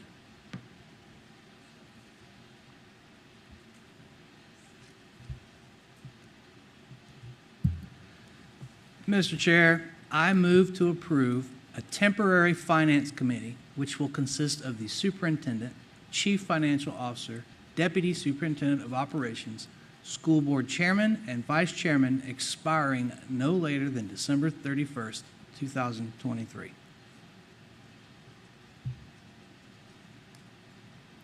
Second. We have a motion and a second. Is there any discussion? Hearing none, the clerk will take the vote. Mr. Cunningham? Yay. Mr. Wooster? Yay. Mr. Marsh? Yay. And Mr. Colick? Yay. Madam Clerk, make sure the Finance Committee's meetings are noticed in accordance with FOIA, okay?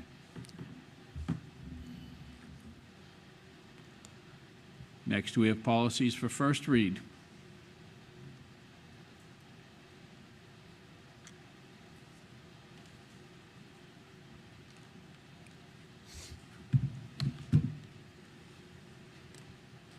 These are informational, but I'm available to answer questions if you have any questions.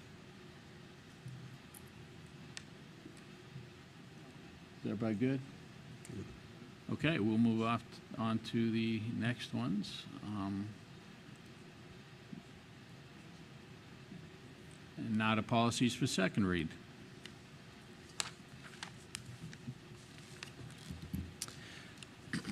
Mr. Chair, I move to approve second read policies as presented. Second. We have a motion and a second. Is there any discussion? Hearing none, the clerk will take the vote. Mr. Cunningham? Yay. Mr. Wooster? Yay. Mr. Marsh? Yay. And Mr. Colick? Yay. Next is the VSBA Media Honor Roll. And do I have a motion concerning Mr. this? Chair, if I may, before we make a motion, perhaps a question for a parliamentarian question. So this was presented at our last meeting when you weren't here. We took a vote and it was a 2-2 tie. So Right. as per bylaws, we had to move it to tonight's meeting. Yes. Certainly willing to entertain a motion and a vote again. Unfortunately, Mrs. Tynes isn't here, but for clarification, this honor roll award has already passed its suspense date. So if we take a vote, regardless of the outcome, it's really a moot point. So do we take a vote because it doesn't count for the sake of following bylaws, or I'm not sure of the right way to proceed? Well, you only take a vote if there's a motion and a second. Fair enough. I yield. And right now, I don't have a motion. So. All right. Mr. Chair, I'd like to make a motion to approve the VSBA Media Honor Roll resolution as attached. I'll second. Okay, so we have a motion and a second. Is there any discussion? Well, I've got a couple things to say then. I think that Mr. Marsh actually said it all last month when both IIA and INB were adopted. The press, with the exception of the Smithfield Times, ignored my responses to their questions, changing the context in a manner to suit their story. They created a false narrative and did not report why I believe these changes were needed. So I think you can imagine the way I'm going to vote. So, is there any other discussion or comments? I just want to add one thing to it. My thoughts have not changed since the previous meeting when this was brought up. Anything I look at as far as receiving an award, it should be for something above and beyond. And I don't see anything that was above and beyond in basically the performance of a person's job-related duties. That's all I've got. Mr. Cunningham. Mr. Chair, since this motion was initially motioned by Mrs. Tynes, could we table this at least until next month when she's here? And I don't believe so under our policy. I mean, legally we can't.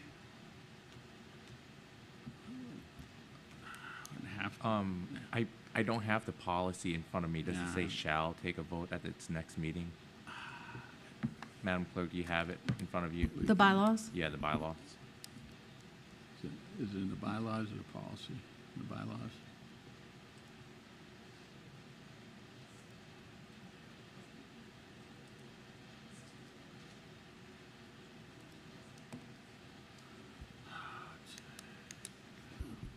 Which section would that be under, Mr. Colick? Do you know? That's what I am looking for.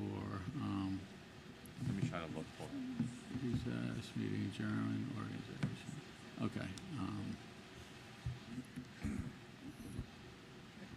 If I remember correctly, I think it was more so a I thought it was a policy. Robert's rule. order. No, No? there's a policy on Okay. the tie vote. Oh, it's okay. And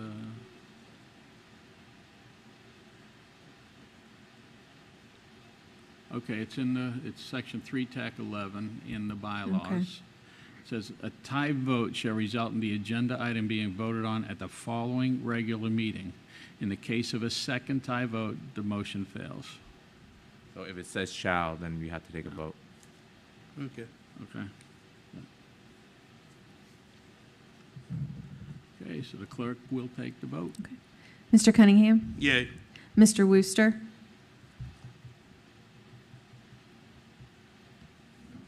Let me just clarify off after that discussion. Yay supporting it, nay not supporting it, correct? Nay. Mr. Marsh? Nay. Mr. Colick? And nay.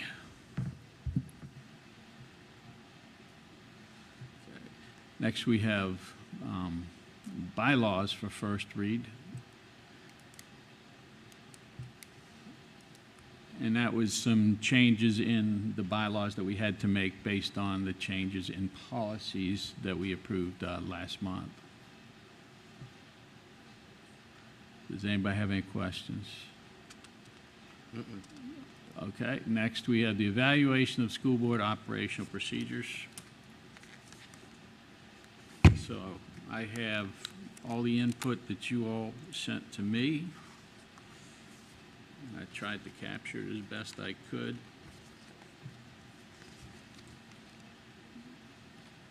The first couple paragraphs is my information of what I came up with after I had drafted or given the scores. And I tried to combine all the scores. As you can see, personal variables, there's 9 of them. Next page is organizational variables, 16, and then the third page is outside variables, with there's 6. And I made an attempt to try and collate as much as I could in the short amount of time I had. I will give the clerk these copies in case anybody in the public needs them. Basically, what I said is, I believe we do a good job, but we also have room for improvement. Until recently, I wasn't aware that we should have developed personal goal statements. I think they're important, but also believe we should have a set of comprehensive goals for the board that's synchronized with the strategic plan. Of note, although the agenda is prepared with the input of any board member who wishes to contribute, not every board member is fully prepared for the topics we discuss at the meetings. We all have more to learn, but the most important topic is that each of us needs to develop as more expertise is in fiscal oversight. We should also consider the use of citizen committees to assist in keeping us informed of community perceptions regarding each individual school. Currently, our policies don't allow standing committees, but we have appointed ad hoc committees to include the recent School Board Board of Supervisor Committee to identify funds to renovate part of the old Hardy School to become central office, as well as tonight's approval of the School Board Finance Committee. It's my opinion that, as a school board, we should have citizens committees for various topics, preferably one committee per school, and possibly a committee composed of one member from each of those committees. So that's my opinion, okay? Each of us was asked to write something up if we could. And then next, different variables, and I tried to average them out. If you can see on the right, and total them up at the bottom of each column, and then average the total. So I think overall, when we look at this, we come out, as average, and some of you have written above average. I think I probably graded a little bit harder than most. But I think overall we're on the right track. But, like I said earlier, there's always room for improvement.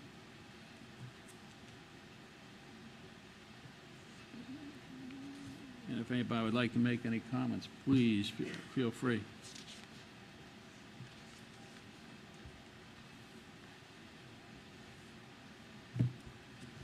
Please. Yeah. I won't read it all, but my inputs, in the grand scheme of the thing, I'll put that in my evaluation as this board as a collective, our most significant shortcoming is having a set of defined goals for the board. Not necessarily defined goals for the superintendent or the schools. We have a strategic plan, but a defined set of goals for the board. Obviously, we don't always agree, we don't always think the same way, but there's quite a bit of stuff that we can certainly agree upon. Absolutely. And I think we need to define some goals moving forward.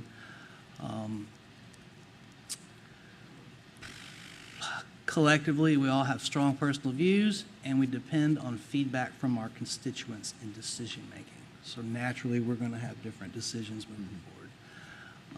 Based solely off the AFAE, the form that we filled out, I'd say we're at or above average. That's it, I yield.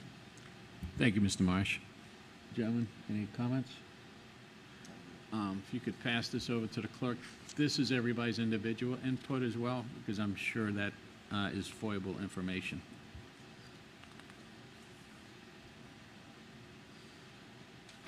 Okay, next we have regulations and exhibits.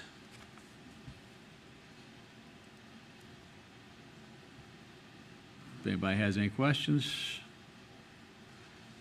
No, we will move on to the next, which is board member committee reports, information, and comments. We will start with District 2. I have nothing to report. District 3.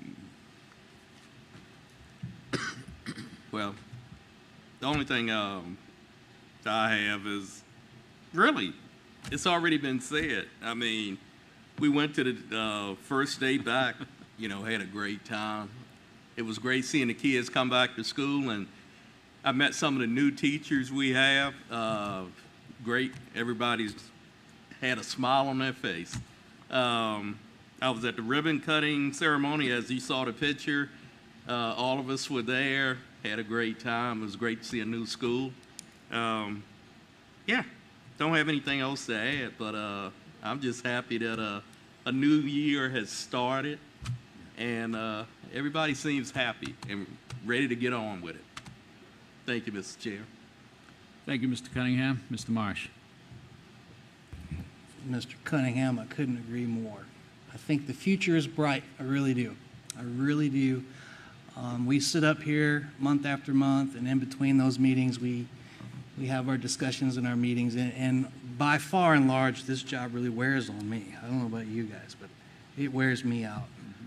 But it was extremely rewarding, and I consider it a privilege to have been able to attend open house at Windsor High School, and then Georgie Tyler, and then Windsor Elementary, where my two youngest go to school. It certainly was rewarding to be able to walk around, not just as a parent, but as a representative of the community. You get a different aspect of it, and it truly is a privilege. I'd be remiss if I didn't give a shout out, and I know Doc Kramer already knows about this, but when I went to Windsor Elementary, the first thing I did, and to be fair, I favor Windsor Elementary because it's where my kids go. And I've been over there where I know most of the staff. I walk in, and the first thing I see is Mrs. Couch grinning from ear to ear, and she goes, "I got to talk to you." And I was like, "What's up?" She goes, "Go to the cafeteria. You're not going to believe what you see." I was like, "Okay, what is it?" She goes, "Just go check it out." So I walk in there, and it looks like a department store, for lack of a better words. So apparently, as it was explained to me, the Mount Suffolk Church, led by Pastor Carl Wilkins, showed up to Windsor Elementary somewhere around 10 a.m. that day with a U-Haul truck full of clothing, not just old stuff, brand new stuff. Clothes, shoes, gym bags, all kind of stuff from child's to adult sizes. And he had a whole team of people that had them hanging on racks and it was crazy. I couldn't believe what I was walking into. And what really resonated with me as I was walking down one of the hallways, I see this lady with Pastor Carl's church, and she's got her, what I assume to be son, and she's like, "Come on." And she's chasing a parent, one of our parents, pushing a stroller. She's going, ma'am, come here. I'm pretty sure this fits that kid. And they were like shoving it down people's throats. It was really cool. And I've talked to Dr. Kramer, and certainly we can work forward on some sort of a formal recognition, but I wanted to make sure that they got a shout out. It was awesome. And then August 31st, maybe I shouldn't admit this, but I went to the first football game I went to since I was a teenager. Those that know me know that I'm probably the most unathletic and non-sports fan person you're ever going to meet. But I went to watch the Dukes play their first home game, and it was also a class of 1995 tribute. Super cool. Having grown up in small town, middle of nowhere, Texas, I was immediately brought back home. To say that there was a sense of small town community at that football game would be an understatement. It was super cool. I look forward to going back. And honestly, I couldn't care less about watching football, but it was fun. And I enjoyed watching those kids out on the field. I enjoyed watching, every part of it. Principal Carroll, AP, I saw your new athletic director, Coach Gaddis. The guy is a firecracker, and he is an awesome addition to the Isle of Wight team. Glad to have him over at Windsor, and I know they are too. I met the new Dean of Students, Mrs. Chantel Basking, and I understand she transferred from one position to the next. Looking forward to hearing about the positive things she brings to Windsor High School. And then I met Coach Jermaine Costin. I think that's how you say his name, Costin. Big man. And I didn't realize who he was. I recognized him as the coach, and then I found out later on he's one of our new school safety officers. And so this giant of a man was at the gate of the football game checking bags the whole time. And we just implemented that policy about clear bags, and it was all business with the coach. And so it was really cool to see him in action. I expect good things to come from that. And again, I think the future's bright. Last but not least, I got to meet Mr. and Mrs. Roger Fowler. They own Roger Fowler's Sales and Service out of Suffolk. Apparently, they are huge contributors to the Windsor community, and they were raffling off a zero-turn mower somewhere to the tune of $7,000 to $8,000 lawnmower. Bought raffle tickets, and whatever they get from the raffle goes back into the athletics.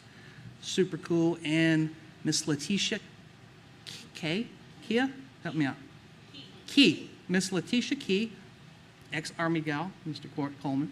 She was out there hustling and volunteering her time to sell those raffle tickets. And so, all in all, it was super rewarding to see the Windsor team in action doing what they do. So, I'll leave that on a positive note. Very good. Well, I bought my raffle tickets online, so I got a whole bunch of them as well. But first, I want to thank Mr. Marsh for taking a role on as chairman last month. I was quite sick in late July and still recovering, and still have some recovering to do. And of course, we all know a lot's happened since then, and we discussed some of it tonight. I had the pleasure of speaking at the convocation, and that was just a great day of fellowship and training, for the teachers. I enjoyed talking to a number of teachers out there. And then at the Hardy ribbon cutting ceremony, that was just another great day. You guys were all there. There's not much more I can add to that, except for that school is really a 21st century school. The pictures do not do it justice. And I just hope we get some of those same attributes into the next school we build. And I also attended the open houses at Windsor High, Georgia Tyler, and Carsville. Had great discussions with quite a few teachers, in fact. But I couldn't make opening day at any of the schools due to personal reasons, and still trying to recover. But it's been a long evening, guys. So I'm sure everybody wants to go home, so that's all I've got to say for tonight. Does anyone else have anything to say before we adjourn? Are we done? This meeting is adjourned.